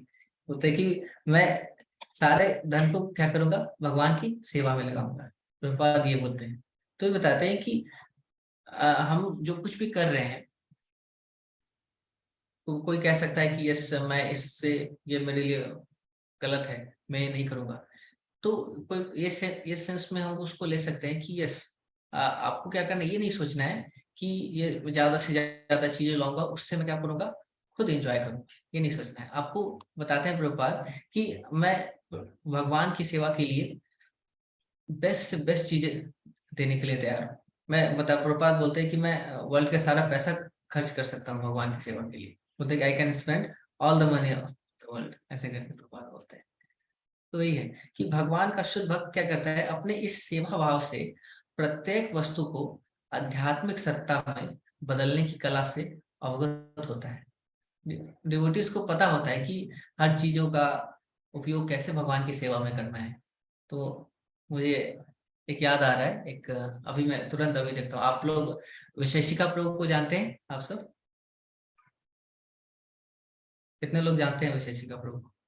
आप में से? नहीं, मुझे नहीं जानते। नहीं जानते? आप लोगों ने एक बुक देखा है, पढ़ा होगा, माय फैमिली बिजनेस? नहीं देख सुना है? नहीं प्रभु जी, नहीं प्रभु जी। हाँ, ओके नहीं ओके। पढ़ा। तो वैशेषिका प्रभुपाद के डिसाइपल हैं, और ये अभी इस्कॉन में वो दीक्षा गुरु भी है, वो दीक्षा भी देते हैं, वो सीनियर डिसाइपल है प्रभुपाद के। तो वो फेमस है अपने बुक डिस्ट्रीब्यूशन के लिए। आप देखेंगे ना कि बहुत बड़े बड़े बुक डिस्ट्रीब्यूटर्स उनके शिष्य हैं। आप देखेंगे उन्होंने बुक भी लिखा है माय फैमिली बिजनेस, उसमें बताते हैं कि हमारा फैमिली बिजनेस क्या है, बुक डिस्ट्रीब्यूशन का। और वो बताते हैं प्रभुपाद का फैमिली बिजनेस, प्रभुपाद बहुत बुक डिस्ट्रीब्यूशन पे जोर देते थे ना। तो अभी देखेंगे महाराज इतने एज के हैं, लेकिन फिर भी आप देखेंगे वो अलग अलग तरीकों से बहुत साइंटिफिक वे में बताएंगे, बहुत लॉजिकल प्रैक्टिकल टिप्स देते हैं कि बुक डिस्ट्रीब्यूशन कैसे करना चाहिए, क्या करना चाहिए। बोलते हैं कि वहाँ पे अपना वो एक शॉर्ट वीडियो उन्होंने अपना निकाला था, उसमें अपना एक कुछ एक्सपीरियंस शेयर कर रहे थे। तो बताते हैं कि एक बार वो बुक डिस्ट्रीब्यूशन कर रहे थे किसी फॉरेन किसी कंट्री में, तो स्ट्रीट में थे, तो वहाँ पे किसी वो कह सकते हैं किसी व्यक्ति से मिले और उनको उन्होंने बुक्स दिखाए। तो पहले बुक ले लिया, लेकिन फिर वो उसको उनसे उन्होंने क्या बोला कि आपको इसके you have to give something. बोलते हैं ना कि this book is free but you have to, if you want you can give something. तो वो ऐसे बोला है कि मेरे पास तो कुछ है नहीं अभी, मैं अभी क्या दूं आपको। तो वो like you don't have anything, मतलब कि आपके पास कुछ भी नहीं है। बोलता है कि आई हैव ए लाइटर। तो वो क्या करता था, वो स्मोक करता था, वो सिगरेट पीता था, तो उसके पास एक लाइटर था। तो बोले कि आई हैव ए लाइटर।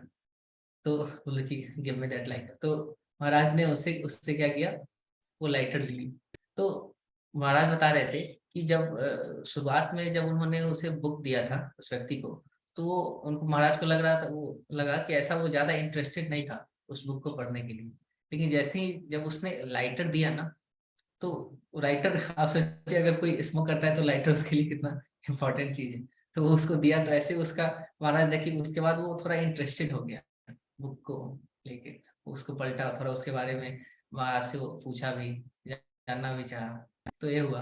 और फिर महाराज नेक्स्ट बताते हैं कि वो उस लाइटर को महाराज अपने पास लाए और उसका यूज करिए। भगवान भगवान बताते हैं कि उसका यूज करना स्टार्ट कर दिए वो महाराज, उसका यूज किए। वो होता है ना कि भगवान के लिए अगरबत्ती जलाना, इस सब टाइप का, तो दीपक जलाने में ये सब चीजों के साथ भगवान की सेवा में उस लाइटर को लगा दिया महाराज ने। ये एक एग्जाम्पल था कि हर चीजों को हम भगवान की सेवा में लगा सकते हैं, ऐसा नहीं है। और वही है कि इसी भक्ति में विधि से क्या कर सकते हैं कि ब्रह्मांड के सिद्धांत को पूर्णता प्रदान की जा सकती है। आगे चलते हैं कि नेक्स्ट श्लोक में बताया जा रहा है कि हे राजन, समस्मरण की इस पद्धति से तथा भगवान के कल्याणप्रद साकार स्वरूप का दर्शन करने के अभ्यास में स्थिर होने से मनुष्य भगवान के प्रत्यक्ष आश्रय के अंतर्गत उनकी भक्ति को शीघ्र ही प्राप्त कर सकता है। कि इस, हे राजन, ये सुखदेव गोस्वामी बता रहे हैं कि स्मरण की इस पद्धति से, कि क्या पद्धति बताई गई भगवान को कैसे स्मरण करना है, और भगवान के कल्याण पर साकार स्वरूप का दर्शन करने के अभ्यास में स्थिर होने से, ये दो चीज बताया जा रहा है यहाँ कि हमारे क्या करना है कि स्मरण हम लोग कैसे कर पाएंगे भगवान को हमेशा। बताते हैं ना, मैंने पिछले क्लास में भी, मतलब पिछला जो मैं चैप्टर लिया था, तो मैंने आप सबको बताया था कि हमारा जो ये कृष्ण भावनामृत संघ है, तो इसका एसेंस क्या है, क्या एसेंस है, मैंने बताया था उस समय। आप सबको याद है? कोई बताना चाहेगा आप में से कि क्या एसेंस है इस कृष्ण भावनामृत संघ का? कोई भी हैंड रेस करके बता सकते हैं आप लोग, अगर आपको याद है तो। मैंने बताया था लास्ट क्लास में। भगवान से अटैचमेंट। ओके, क्या बताया था? कोई और एक बार कोई ट्राई कर सकते हैं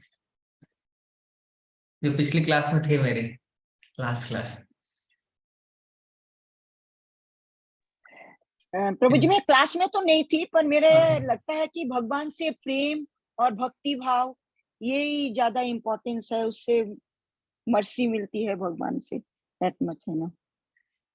ओके, ये सब चीज तो है, लेकिन मैं पूछा कि एसेंस, ये सब चीजें तो हम लोग करेंगे, तो ये सब चीजें हम लोग बताते हैं कि मैं बता देता हूँ फिर से, कि हम लोग जो कुछ भी करते हैं, अभी कृष्ण भावनामृत में हम संघ में जब से हम लोग जुड़े और बताते हैं कि मैं कृष्णा कॉन्शियस हूँ, तो बताते हैं कि हम लोग कुछ भी करते हैं, सेवा करते हैं भगवान के बारे में सुनते हैं, जैसे अभी आप सुन रहे हैं, भगवान के जो भी द्वारा दिए गए ग्रंथों को पढ़ते हैं, भगवद गीता भागवतम पढ़ते हैं, कुछ भी करते हैं, तो और बताते हैं कि हमारी इच्छा होती है कि हमारा गोल क्या होता है, कि हम लोग सोचते हैं कि मैं भगवान के प्रति प्रेम प्राप्त करूं, ये होता है, सबको गोल होता है।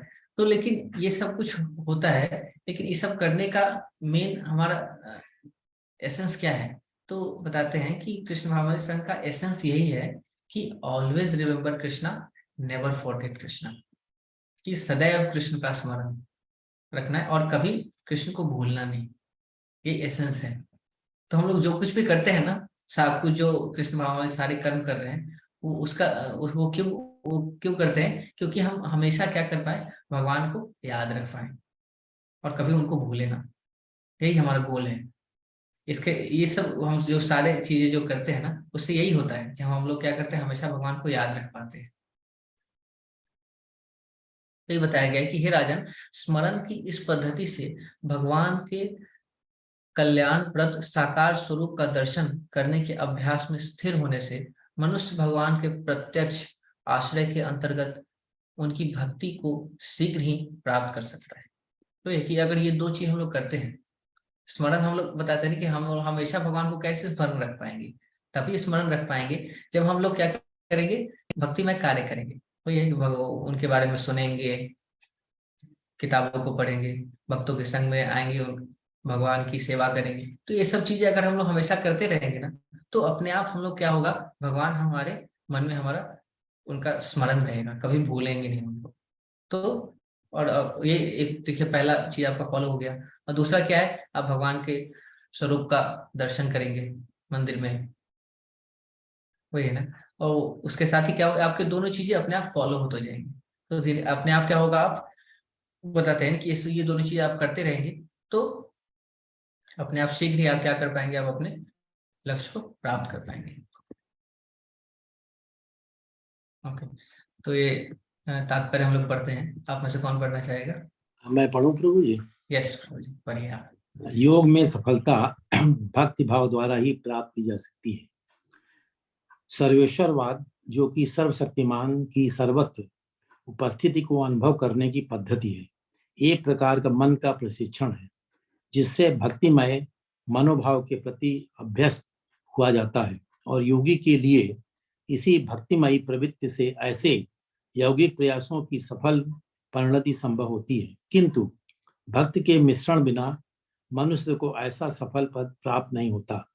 सर्वेश्वरवाद की दृष्टि से जो भक्तिमय वातावरण उत्पन्न होता है, वो आगे चलकर भक्ति में विकसित हो जाता है, और निर्विशेषवादी के लिए ही यही एकमात्र लाभ है।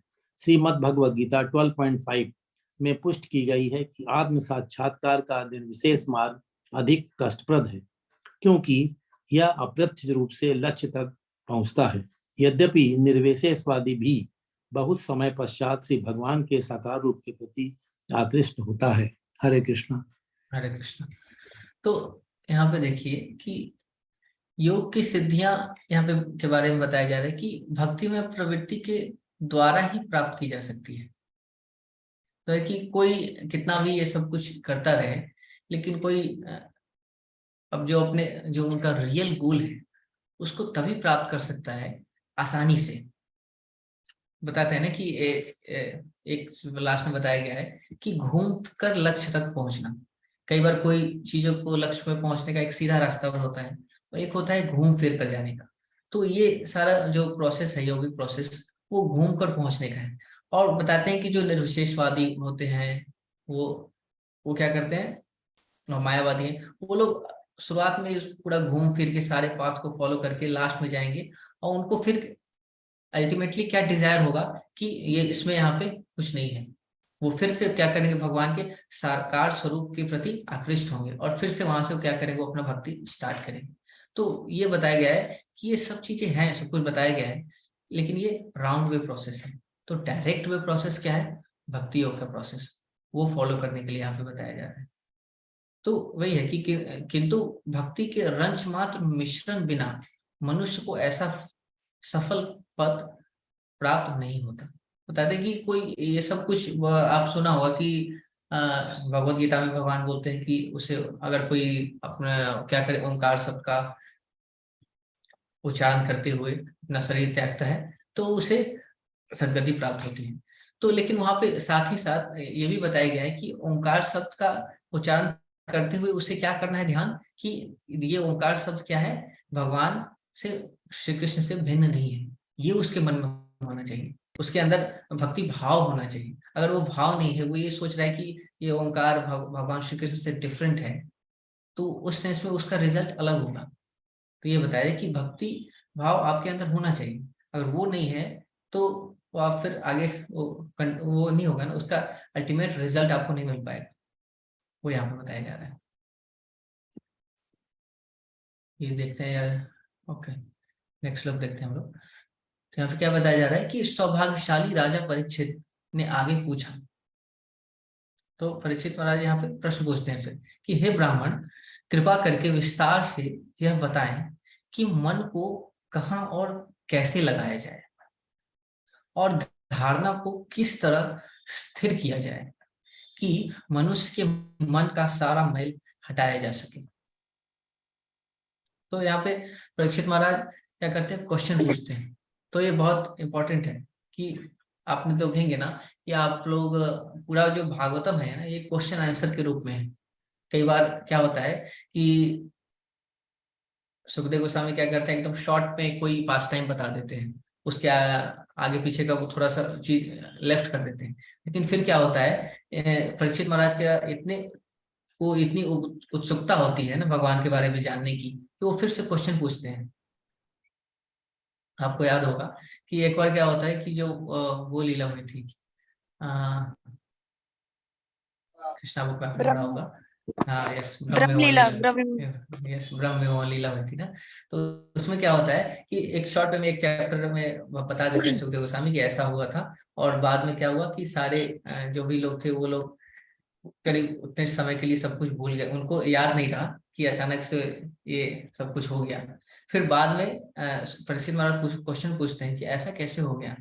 वो क्वेश्चन पूछते हैं कि ऐसा कैसे हो गया कि किसी को पता नहीं चला, जो बलराम जी है उनको भी पता नहीं चल पाया, और अचानक से वो भी ये भी क्वेश्चन पूछते हैं कि जो सारी जो ब्रज की जो सारी गायें हैं उनकी अपने बच्चों के प्रति इतनी प्रेम कैसे बढ़ गई।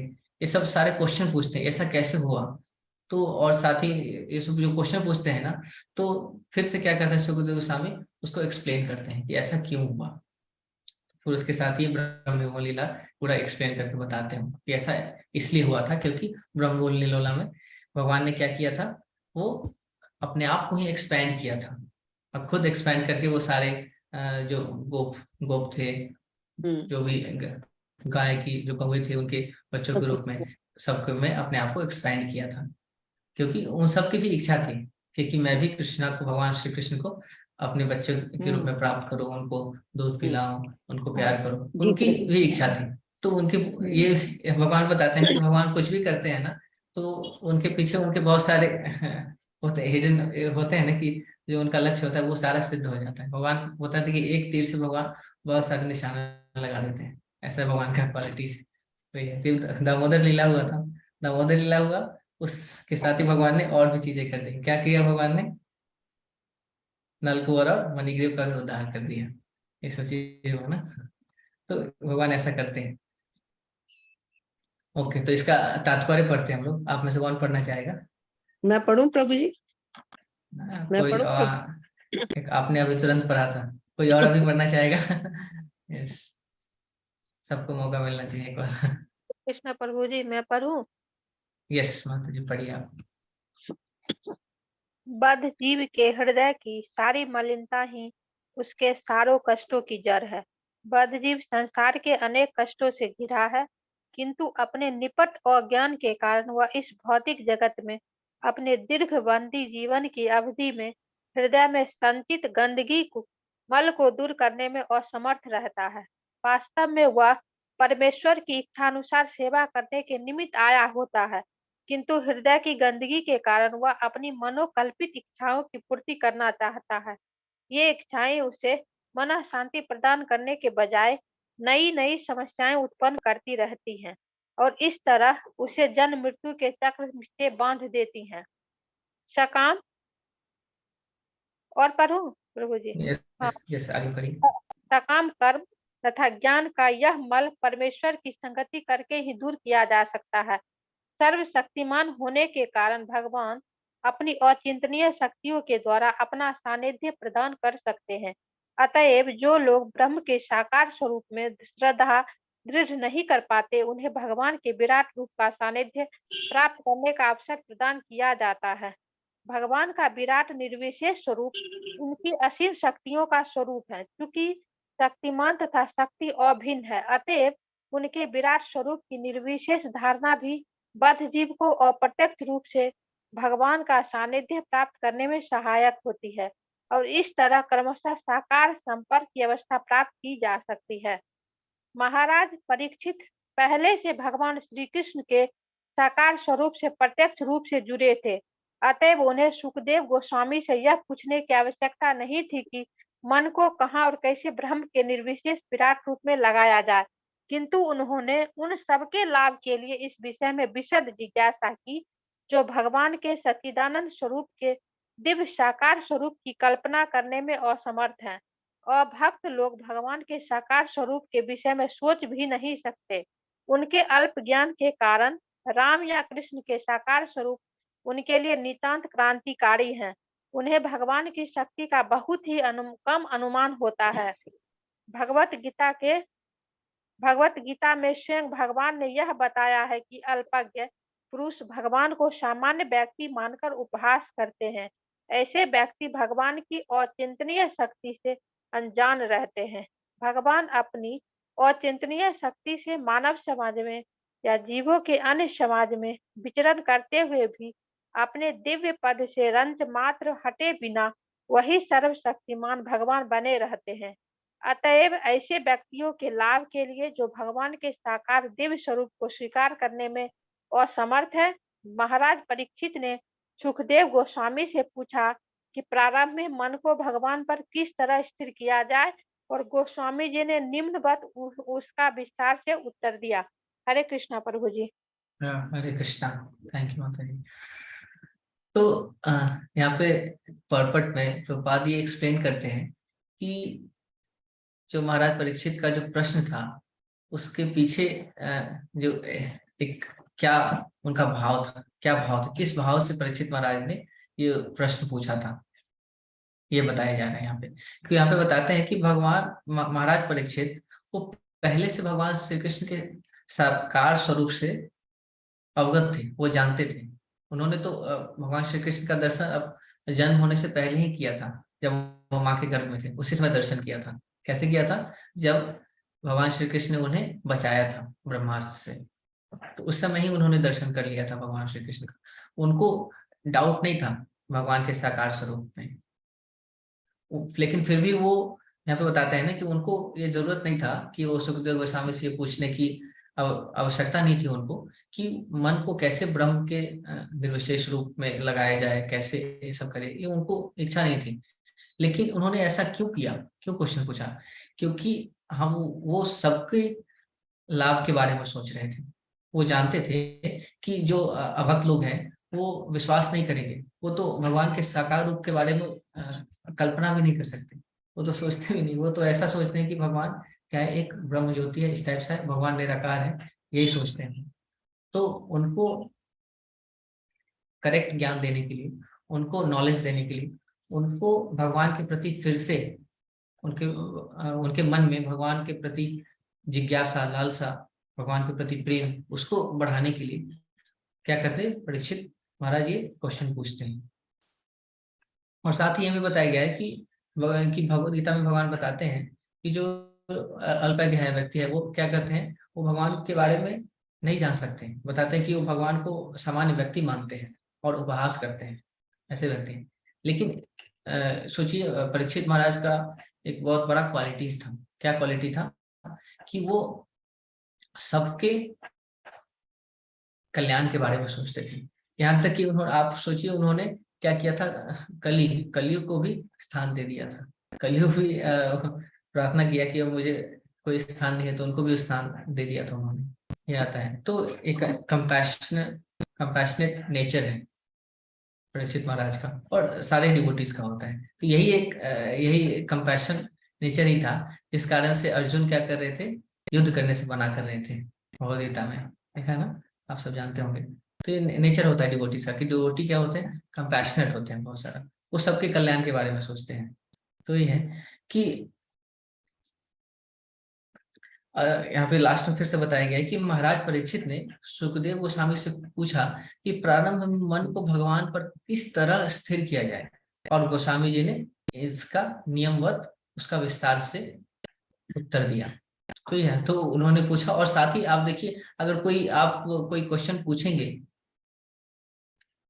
किसी आप अपने गुरु से, किसी सीनियर से, तो वो बहुत खुश होते हैं। उनको पता चलता है कि ये जो क्वेश्चन पूछा जा रहा है इसमें क्या है, सबका कल्याण है। तो कई बार आप देखेंगे ना कि भगवान परीक्षित महाराज क्वेश्चन पूछते हैं सुखदेव गोस्वामी से, तो वहां पे कई बार वो क्या बोलते हैं कि बहुत क्या बोलते हैं कि उसका बहुत वो क्या करते हैं, परीक्षित महाराज को वो ग्लोरीफाई करते हैं। बोलते हैं कि आपका यह प्रश्न बहुत कल्याणकारी है आपके लिए ही, और साथ ही साथ पूरी संपूर्ण मानव समाज के लिए ये बहुत कल्याणकारी है यह प्रश्न।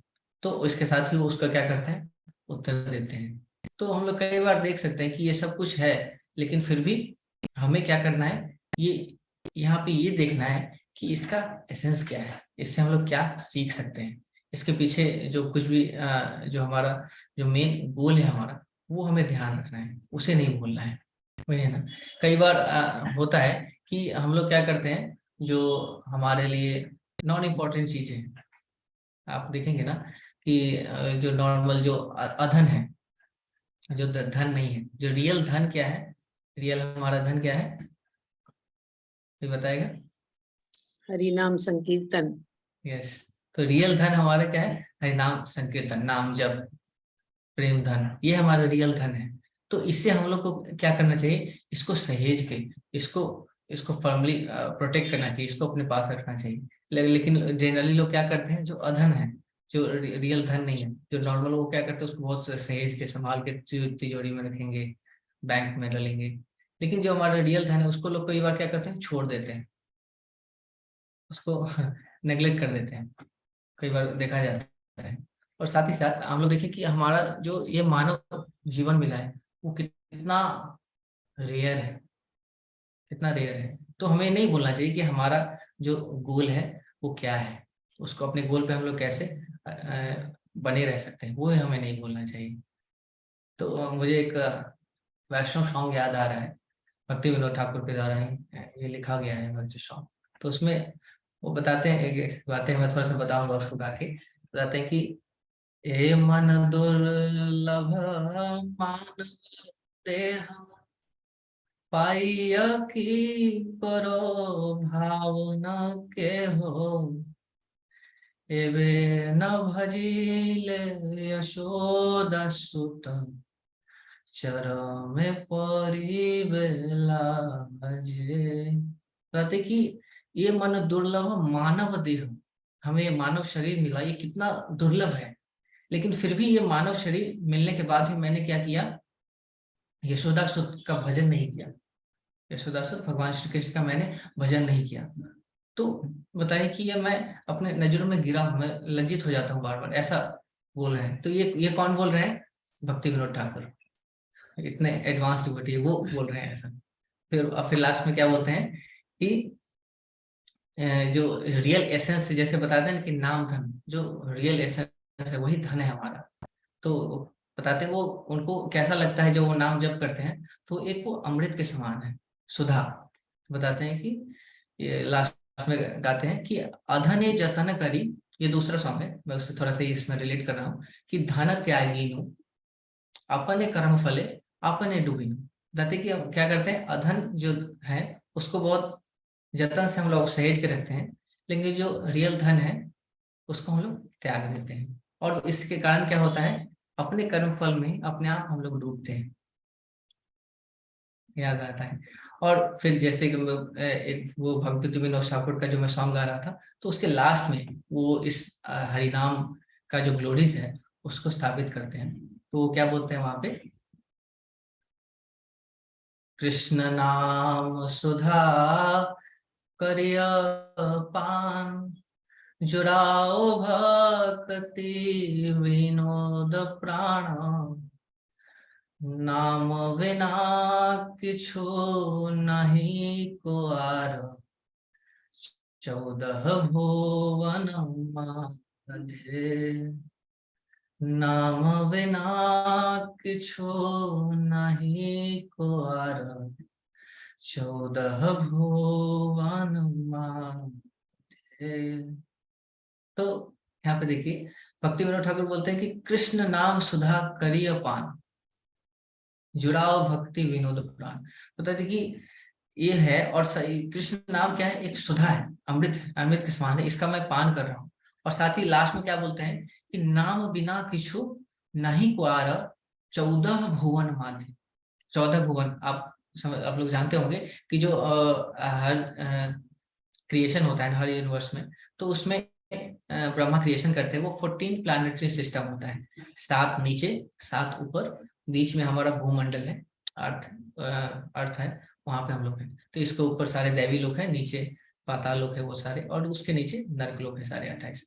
तो उसमें जो 14 प्लैनेटरी सिस्टम है उसमें बताया जाता है कि पूरे 14 प्लैनेटरी सिस्टम में नाम बिना किछु नहीं को आ रहा, कि बताइए कि ये अगर नाम जब हम लोग करते हैं ना, इससे बड़ा कुछ नहीं है इस पूरे 14 प्लैनेटरी सिस्टम में, ये बताया जा रहा है।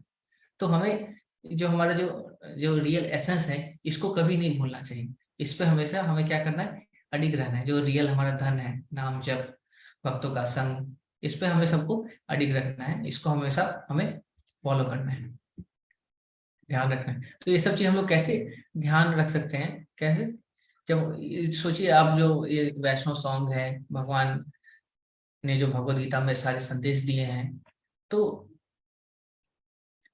अब क्या होगा, ये अगर ये सब चीज आप फॉलो करेंगे, इनके बारे में देखेंगे, इनको पढ़ेंगे, तो अब ये सब क्या है, ये नॉर्मल नहीं है, ये सब बहुत आप सोचे हमारे जो आचार्य हैं उन्होंने अपने पूरा लाइफ का जो सार है, जो रियलाइजेशन है, वो सारे क्या किया उन्होंने इस वैष्णव सॉन्ग में डाल दिया है। वैष्णव सॉन्ग के थ्रू जो उनके रियलाइजेशन है, बुक्स हैं, किताबें हैं, उनके थ्रू उन्होंने दे दिया है। तो सोचिए कि एक एक वैष्णव सॉन्ग अगर आप होता है ना, कोई पकड़ ले, उस पर मेडिटेट करे, तो उसमें कितना कुछ है, कितना कुछ है उसमें। अगर आप सोचे कि आप एक शरणागति, भक्ति विनोद ठाकुर का एक सीरीज है, उसमें बहुत सारे वैष्णव सॉन्ग है शरणागति के सेंस में, उसके सेंटर रखते हुए, तो सोचिए कितना कुछ है हमें वो पढ़ने के लिए, हमें जानने के लिए, हमें सीखने के लिए, बहुत कुछ है। बस हमें क्या करना है, देखना है अपने, थोड़ा थोड़ा टाइम देके अगर हम करते जाए ना, तो हम अपने आप को हमेशा कृष्ण भावना भावित बनाए रख सकते हैं। ओके, तो हम लोग इस क्लास में इतना ही रखते हैं, नेक्स्ट इसके आगे नेक्स्ट देखेंगे। ओके, हरे कृष्णा। तो आपका कोई प्रश्न है तो हम लोग कुछ प्रश्न ले सकते हैं। हरे कृष्णा। यस, एक हैंड रेज दिख रहा है, ऋचा माता जी। यस, ये आप पूछ सकती हैं। हरे कृष्णा प्रभु जी, दंडवत प्रणाम। यस, हरे कृष्ण। प्रभु जी, एक श्लोक में बताया गया था कि मन रजोगुण और सतोगुण के कारण विचलित और मोहग्रस्त रहता है। तो मतलब कि हमें ना सतोगुण की तरफ जाना है। तो जैसे हम भी कभी कभार जब भक्ति कर रहे हैं, अभी जो प्रोसेस हमने स्टार्ट किया है, तो उसमें हम क्या करते हैं, कभी कभार तो बहुत ज्यादा भाव आएगा, अच्छा लगेगा कि हाँ हम प्रॉपरली प्रोसेस में जा रहे हैं। तो कभी कभार ऐसा लगेगा कि हम मतलब मन भी नहीं करेगा कभी कभार कुछ चीजें करने का। तो हम क्या समझ सकते हैं कि ये सतोगुण, रजोगुण और तमोगुण ये तीनों साथ साथ में चल रहे हैं, या कोई एक तरीका है कि एक मतलब कि सतोगुण को परमानेंट रखने का, बट वी कैन डू कि हाँ ये चीजें ना परमानेंट रहे, सतोगुण जाए ना या बाकी चीजें आए ना, ये सब। ओके। तो जैसे मैंने बताया ना कि ये चीजें नॉर्मल है, होंगी। कई बार होता है ना कि हमारे नॉर्मल लाइफ में भी होता है, कभी अप्स आती है, कभी डाउन्स आती है।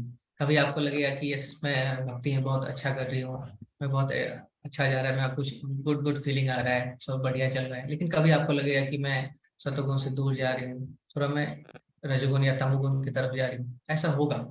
लेकिन हमें क्या करना है उस समय? फिर कौन रोल प्ले करता है? हमारा एसोसिएशन। हमारे जो किसके साथ रह रहे हैं, जो हमारा किसके टच में है, वो हमें बहुत इम्पैक्ट करता है। जैसे आपको लगे कि यस मैं थोड़ा सा ऐसा लग रहा है मुझे कि मैं रजोगुण की तरफ जा रही हूँ, तमोगुण की तरफ जा रही हूँ, मुझे आपको लगे कि आपको उस समय क्या करना है, आपको जो लगता है, आपके जो कनेक्टेड है आप में, और आपके जो सीनियर डिवोटीज आपसे कनेक्टेड हैं, तो उनसे आप शेयर कर सकते हैं। तो उनके आप बात कर सकते हैं कि यस मैं ऐसा हो रहा है, तो आपको वो तुरंत गाइड करेंगे। तो वहाँ पे एसोसिएशन काम आता है। तो कभी आता है कि अच्छा आप क्या करेंगे, आप वो होता है ना कि आप पूरा एक दिन का ही बात ले लीजिए, तो आप क्या करते हैं, डेली अपना मोबाइल चार्ज करते हैं ना। लेकिन फिर क्या होता है, शाम को डिस्चार्ज हो जाता है, तो फिर से क्या होता है, आपको फिर से उसको चार्ज करना पड़ता है। ठीक हमारा वैसे ही चार्जिंग है, कभी कभी हम लोग क्या होंगे, डिस्चार्ज हो जाएंगे। आपको लगेगा कि मैं थोड़ा डिस्चार्ज हो गई, तो फिर से आपको चार्ज करना है। तो कैसे होता है, कभी कभी उसको हम लोग क्या कर सकते हैं, आपको ऐसा लगे ना, तो आप क्या करें, भगवत गीता का कोई चैप्टर जो आपको बहुत अच्छा लगता है, जैसे चैप्टर 10 है, और उसमें आपको बहुत सारी क्वालिटीज दिए गए हैं जो आपको डेवलप करने चाहिए, वो सब पढ़ सकते हैं। आप वो पढ़ सकते हैं कि भगवान को क्या अच्छा लगता है, वो सब चीजें पढ़ सकती हैं। साथ ही आप कभी कभी क्या कर सकते हैं, आपको होता है ना, ज्यादा माला करना चाहिए। अगर आप 16 माला करती है ना, तो किसी दिन आप ट्राई करिए कि मैं 64 माला कर सकूं। तो ऐसा अगर किसी दिन आप करेंगे ना, तो फिर से आप क्या होगा, एनर्जाइज हो जाएंगे, फिर से आप स्पिरिचुअली स्ट्रांग होंगे। तो ऐसा रहेगा। और आपका क्वेश्चन था कि ऐसा नहीं हो सकता कोई चीज जो मैं हमेशा बनाए रखें, एक ही चीज में चले। तो हमारा प्रयास तो यही रहता है कि हमेशा एक ही चीज में रहें। तो वही है कि अगर आपका जो प्रोसेस है, जो भक्तियों का प्रोसेस है, एसोसिएशन, बुक रीडिंग, चैंटिंग और ये चारों चीजें अगर आप सीरियसली, जो आपका साधना भक्ति है उसको आप करते रहते हैं, तो 90% चांस है कि आप सेम सेंस में रहेंगे। लेकिन ऑब्वियस है कि कभी कभी डाउन्स आएंगे, अप्स एंड डाउन्स आएंगे। तो उस सेंस में हमें क्या करना है, फिर से हमें क्या करना है, कम बैक करना है। तो कम बैक तभी होगा जब हम क्या करेंगे, फिर किसी सीनियर डिवोटीज के कंसल्ट में आएंगे, उनसे बात करेंगे, तो आपको गाइड करेंगे, तुरंत वहां से वो आपको कम बैक कर सकती है। यही है। Thank you so much Prabhu जी। ओ प्रभु जी, मेरा ना पर्सनली ऐसा ओपिनियन था, मतलब कि ये डाउन वाला मूवमेंट ना मैंने पहली बार देखा, 2 साल हो गया मुझे यहाँ आए हुए, तो एकदम से बहुत डाउन आया, मतलब कि ऐसे लग रहा है कि जब करने का मन नहीं कर रहा, टेम्पल जाने का मन नहीं कर रहा, एकदम से ही। और मुझे ये फेस मैंने फर्स्ट टाइम फेस किया और बड़ा अजीब सा लग रहा है ये, तो so that's why I am asking that question to you. आप जैसे मैं बताया उसको फॉलो करिए, सही होगा। Okay okay, okay. Thank you so much Prabhu ji. Hare Krishna, धन्यवाद प्रणाम। हरे कृष्ण। तो नेक्स्ट क्वेश्चन शिखा, यस माता जी आप पूछ सकते हैं। हरे कृष्ण प्रभु जी, मेरा हरे कृष्ण। क्वेश्चन है, ये जो यंग वैष्णव जो होते हैं, जो कि बहुत पढ़े लिखे हैं and they are very much learned, and side by side वो पूरा सब कुछ जानते हुए अचानक वो क्या करते, वो सब जो अपना ऑफिस या नौकरी वगैरह सब छोड़ छाड़ के वो वैष्णव हो जाते हैं। Is it possible? पर छोटे से, जैसे प्रभुपाद जी ने अपने पिताजी को छोटेपन में से ही देखा कि श्री कृष्ण के तरफ उनका इंक्लिनेशन था, तो ये क्या होम एनवायरनमेंट से होता है, या अचानक इच्छा से होता है, या सीनियर डिवोटी के साथ मिलके होता है, या तो ये टाइम बोलता है कि now it's a time for that particular person की ये अभी वैष्णव की तरफ जाना चाहिए श्री कृष्ण की इच्छा से? Is it? ये मेरा प्रभु जी, क्वेश्चन। मैं थोड़ा बहुत बताऊं इसके जवाब में कुछ? ओके ओके, पहले मैं बता प्रभु देता जी, हूँ। यस मैं थोड़ा पहले बताऊं? अच्छा, आगे मुझे होना के जो बोलते देना। जितना नहीं, मुझे मेरे बात सुन के प्रभु जी करेक्शन मुझे भी देंगे ना, ये बात है। ओके बात ठीक ये है बताइए। कि ये गीता में कहा गया है कि हम जब भक्ति में आगे बढ़ते हैं और अचानक बीच में रुकावट के लिए वो बंद हो जाता है और हम अगला जन्म में हम भक्ति वहां से ही शुरू करते हैं, हमें एक बूंद भी उसके खराब नहीं होता है। We never get distracted from it. We again come back from that point. So it is like that. Those who suddenly take a turn towards God and shows tremendous improvement, they have definitely progressed in their past lives. And they start again in this life. So easily they get a bend of mind like this. I Yes. think so, they say. Yes, बहुत बहुत धन्यवाद माता जी। तो माता जी ने सही बताया, correct बताया। तो यही है कि जो आप देखेंगे ना कि बहुत सारे लोग होते हैं जो शुरुआत से ही बहुत जल्दी क्या करते हैं, एडवांस करने लगते हैं, बहुत जल्दी भक्ति मार्ग को पकड़ लेते हैं। होता है ना, कई लोगों को थोड़ा टाइम लगता है, कई लोग आप क्या करेंगे बहुत समय तक बताएंगे, फिर भी उनकी इच्छा नहीं होगी कि हाँ मैं भगवान के बारे में सुनूं, भगवान के भक्ति प्रोसेस में आओ, वो आना नहीं चाहेंगे। लेकिन कई लोग होते हैं कि आप उनको बस क्या होना है, एक लिटिल पुश चाहिए होता है, बस उनको थोड़ा सा कहीं से वो पुश मिल जाए तो फिर क्या करते हैं, वो तुरंत उनकी जो गाड़ी होती है एकदम तेज चलना स्टार्ट कर देती है। कि यही उसका रीजन है कि भगवान भगवद गीता में बताते हैं और किसको, अर्जुन को। तो अर्जुन क्वेश्चन पूछते हैं भगवान श्री कृष्ण से कि what is the fate of unsuccessful yogi. मतलब कि जो भक्ति मार्ग के प्रोसेस में आते हैं, कुछ समय तक रहते हैं, और लेकिन वो कुछ समय के बाद क्या करते हैं, उस भक्ति प्रोसेस को छोड़ देते हैं, तो उनका क्या गति होगा, उनका क्या रिजल्ट होगा। तो इसके आंसर में भगवान श्री कृष्ण अर्जुन को आंसर देते हैं कि अगर कोई थोड़ी सी भक्ति करता है, अल्प भक्ति करता है और छोड़ देता है, तो उसका नेक्स्ट लाइफ क्या होगा, वो किसी बहुत बड़े धनवान घर में जन्म लेगा।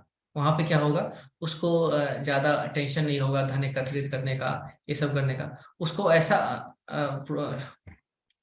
माहौल मिलेगा जहाँ पे वो ज्यादा भक्ति मार्ग में वो आ सकता है, ऐसा बताया है। कई बार आप देखेंगे ना कि अगर कोई बहुत गरीब है ना, तो उसके पास समय नहीं मिलेगा उसको। सोचिए वो 2 वक्त की रोटी खाने पीने का ये सब इकट्ठा करने में उसका पूरा दिन चला जाएगा, वो परेशान होता है। आप कई बार देखेंगे। तो लेकिन अगर कोई फिर उसका अगर किसी का फैमिली बैकग्राउंड बहुत अच्छा है, सही है, तो वो उसको हेल्प कर सकता है। तो एक सेंस में यहाँ पे देखिए कि ये भी एक इम्पेडिमेंट भी है। कई बार ये भी देखा जाता है कि जो वो बहुत धनवान घर से हैं, तो वो क्या करते हैं, भक्ति में नहीं आते, ये भी है। तो दूसरा सेंस आता है, और इस भगवान श्री कृष्ण अर्जुन को बताते हैं कि अगर किसी ने बहुत ज्यादा भक्ति की है, बहुत एडवांस स्टेज में है, लेकिन वहां से उसने क्या किया, अपना भक्ति को छोड़ दिया किसी कारणवश, या फिर वहां से फॉल डाउन हो गया उसका, तो फिर उसके साथ क्या होगा, वो किसी डिवोटी के घर में जन्म लेगा, किसी भक्त के घर जन्म लेगा। ओके जैसे आप सब भक्त हैं, तो आपके भक्त आपके घरों में अगर कोई बच्चा भी जन्म लेता है ना, तो समझिए कि वो बहुत हाईएस्ट स्टेज में था, वो फिर से किसी डिवोटी घर में जन्म ले रहा है, तो उसके लिए बहुत आसान होगा इस भक्ति में आगे प्रोग्रेस कर पाना। यही है। तो इसके साथ ही मुझे एक पास टाइम भी याद आ रहा है। आप सब लोग बिल मंगल ठाकुर जानते हैं? जानते हैं? तो यस, उनके बारे में जानते हैं। तो उन्होंने बहुत आप देखेंगे कि खराब हो गए थे बहुत, प्रोस्टिट्यूट के उधर चले गए थे। यस तो ऐसा था, प्रोस्टिट्यूट के साथ वो होता था, उनका इतना लगाव था उस वैश्या के साथ कि एक दिन क्या होता है कि उनके पिता की मृत्यु हो जाती है, लेकिन फिर भी उस समय क्या वो यही सोचते हैं कि जल्दी से जल्दी काम हो, वो काम खत्म करके तुरंत वो भागते हैं वो वैश्या से मिलने के लिए। तो उस वैश्या से मिलने के क्रम में वो कैसे जाते हैं, वो एक जैसे होता है ना कि नदी होता है, नदी क्रॉस करना होता है, रात हो गया होता है, तो एक जो मुर्दा होता है उसके शरीर पे जाके वो पूरा नदी क्रॉस करते हैं, फिर आगे जाके उसको घर पे चढ़ना होता है, वो कुंडी लगा होता है, बहुत तेज बारिश हो रही होती है, तो सांप को पकड़ के वो जाते हैं। तो ऐसे करके बहुत सारे इतने विपरीत परिस्थिति को होते हुए भी वो फिर क्या करते हैं, उस वैश्या के पास जाते हैं, और वैश्या जब उनसे देखते हैं कि अरे आपने इतना कष्ट करके मेरे से मिलने आए, इतना प्रेम है आपको मेरे प्रति, सोचिए अगर ऐसा ही प्रेम अगर आपको भगवान के प्रति हो जाए तो आपका जीवन सफल हो जाएगा। तो बस ऐसे ही एक वाक्य ये सुनते ही वो क्या उनका पूरा माइंड क्लिक करता है और उनका पूरा चेंज हो जाता है, पूरा लाइफ चेंज हो जाता है। तो कई बार लोग पूछ सकते हैं कि अरे ऐसा कैसे, ऐसा तो कई बार होता है कि आप देखें घर में मेरे मम्मी पापा मुझे डांट देते हैं कई बार लोगों को, कई बोलते हैं कि तुम्हें ऐसा नहीं करना है, ये करना है। कई बार जो सीनियर डिवोटीज है कई बार बोलते हैं कि ये मत करो, लेकिन फिर भी हमारी ये बुरी आदतें क्यों नहीं छूटती। लेकिन उन्होंने सोची कि जो उतना व्यक्ति जो भौतिक कार्य में लगा पड़ा था, गलत हाँ, कार्य में, हाँ, लेकिन सिर्फ केवल उस वैसा के एक वाक्य से सुनते ही तो क्या हुआ कि उसका पूरा लाइफ चेंज हो गया। ऐसा क्यों है? तो वही था कि एक तो बताते हैं कि जो वेलमंगल ठाकुर थे ना, तो जो उनके प्रीवियस लाइफ में क्या थे, वो बहुत एडवांस डिवोटी थे, एकदम हाई स्टेज पे थे। वहां से क्या होता है, मैं शॉर्ट में बताऊंगा, थोड़ा ये लंबा चला जाएगा, फास्ट है। तो उसमें क्या होता है, उन्होंने एक बार क्या किया था, वो क्या करते थे, भगवान का कथा करते थे और उसका कथा करने के बाद प्रसाद बांटते थे, भागवतों का ये सब कथा करते थे और प्रसाद बांटते थे। इसके लिए उनको क्या होती थी, धन की आवश्यकता होती थी। तो उस ऐसे करते करते एक बार क्या हुआ कि उनके पास धन की बहुत कमी हो गई।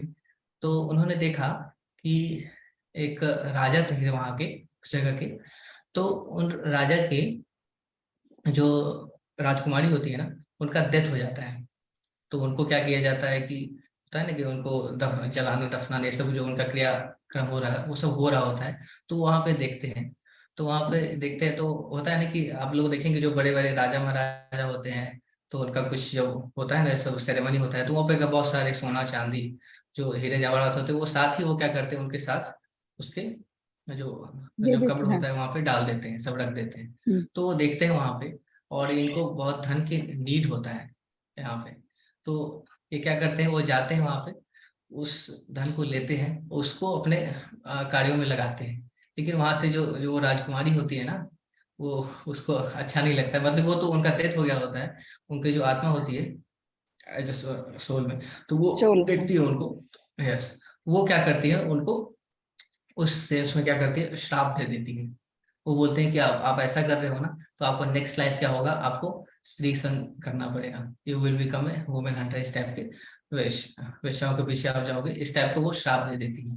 तो उसी अच्छा, से ये होता है, तो उस श्राप के कारण उनको ये सब चीज इस लाइफ में करना होता है। तो सोचिए जो जो टाइम था ना, जिस समय वो वेश्या उनको बोलती है कि आप ये क्या कर रहे हैं, तो एक पर्टिकुलर टाइम था, वो श्राप का वो टाइम पीरियड खत्म हो गया था। जैसे होता है ना कि आप देखें कि जब पांडव क्या थे, एक साल उनको अज्ञातवास था, तो अज्ञातवास का वो जो टाइम था, वो टाइम पीरियड खत्म हो गया था। जैसे उनका जो श्राप का जो पीरियड था वो एकदम खत्म हो गया था। तो जैसे ही वो होता है ना कि वहां पे उनको आप सोचिए, अगर आपका नींद पूरा है तो तुरंत आपको थोड़ा सा कोई झटका दे, तुरंत आप उठ जाइएगा। लेकिन आप एकदम डीप नींद में हैं तो आपको बहुत हिलाना पड़ेगा, फिर भी आप नहीं उठ पाएंगे, फिर उठ पाएंगे। तो इसी तरह तो उनका एकदम नींद पूरा हो गया था, वो श्राप का टाइम कंप्लीट था। ऐसे ही वो थोड़ा सा पुश मिला, वो आगे स्टार्ट हो गया उनका भक्ति लाइफ, वो सब कुछ छोड़ के आगे उनका चलना स्टार्ट हो गया। ठीक उसी तरह है कि जो व्यक्ति अपने प्रीवियस लाइफ में बहुत अच्छा कुछ करके आते हैं ना, तो उनको इस लाइफ में उसका फायदा मिलता ही है। हम लोग देखेंगे ना, आपको प्रभुपाद भी बोलते हैं हमेशा कि आपको भक्ति लाइफ का यही तो प्लस पॉइंट है। इस लाइफ में अगर कोई पीएचडी है, तो अगर उसका डेथ हो जाता है तो नेक्स्ट लाइफ में उसको क्या करना होगा, फिर से एलकेजी यूकेजी से स्टार्ट करना पड़ेगा। लेकिन अगर कोई इस लाइफ में अगर किसी भक्ति में अगर 10% भी एडवांसमेंट कर लेता है, तो नेक्स्ट लाइफ में उसे 11 से स्टार्ट होगा, तो उसका छूटता नहीं है कभी। इसीलिए बताया जाए कि ये रियल धन है, वही है। तो इस धन को हमें छोड़ना नहीं है। ओके, तो हरे कृष्णा। तो हरे वैसे कृष्णा, 9 हरे बज चुका कृष्णा है, प्रभु जी। हम लोग हरे कृष्णा एंड प्रभु करते जी। हैं आज। अच्छा, ओके, हरे आप कृष्णा, सबका भी बहुत बहुत धन्यवाद, बहुत ध्यानपूर्वक आप हरे सबने सुना। कृष्णा, हरे कृष्णा। हरे कृष्णा, हरे कृष्णा, हरे कृष्ण प्रभु जी। हरे प्रभु जी कृष्णा। बोलो। हरे कृष्ण प्रभु जी, दंडवत प्रणाम। यस, हरे कृष्णा। यस, कौन बोल रहे हरे हैं? Krishna, Hare Krishna Krishna Krishna Hare Hare, Hare Ram Hare Ram Ram Ram Ram Hare Hare. Ram Hare. Yes, Krishna, Hare Krishna. Thank you everyone. Prabhu ji आप मीटिंग एंड करें ना।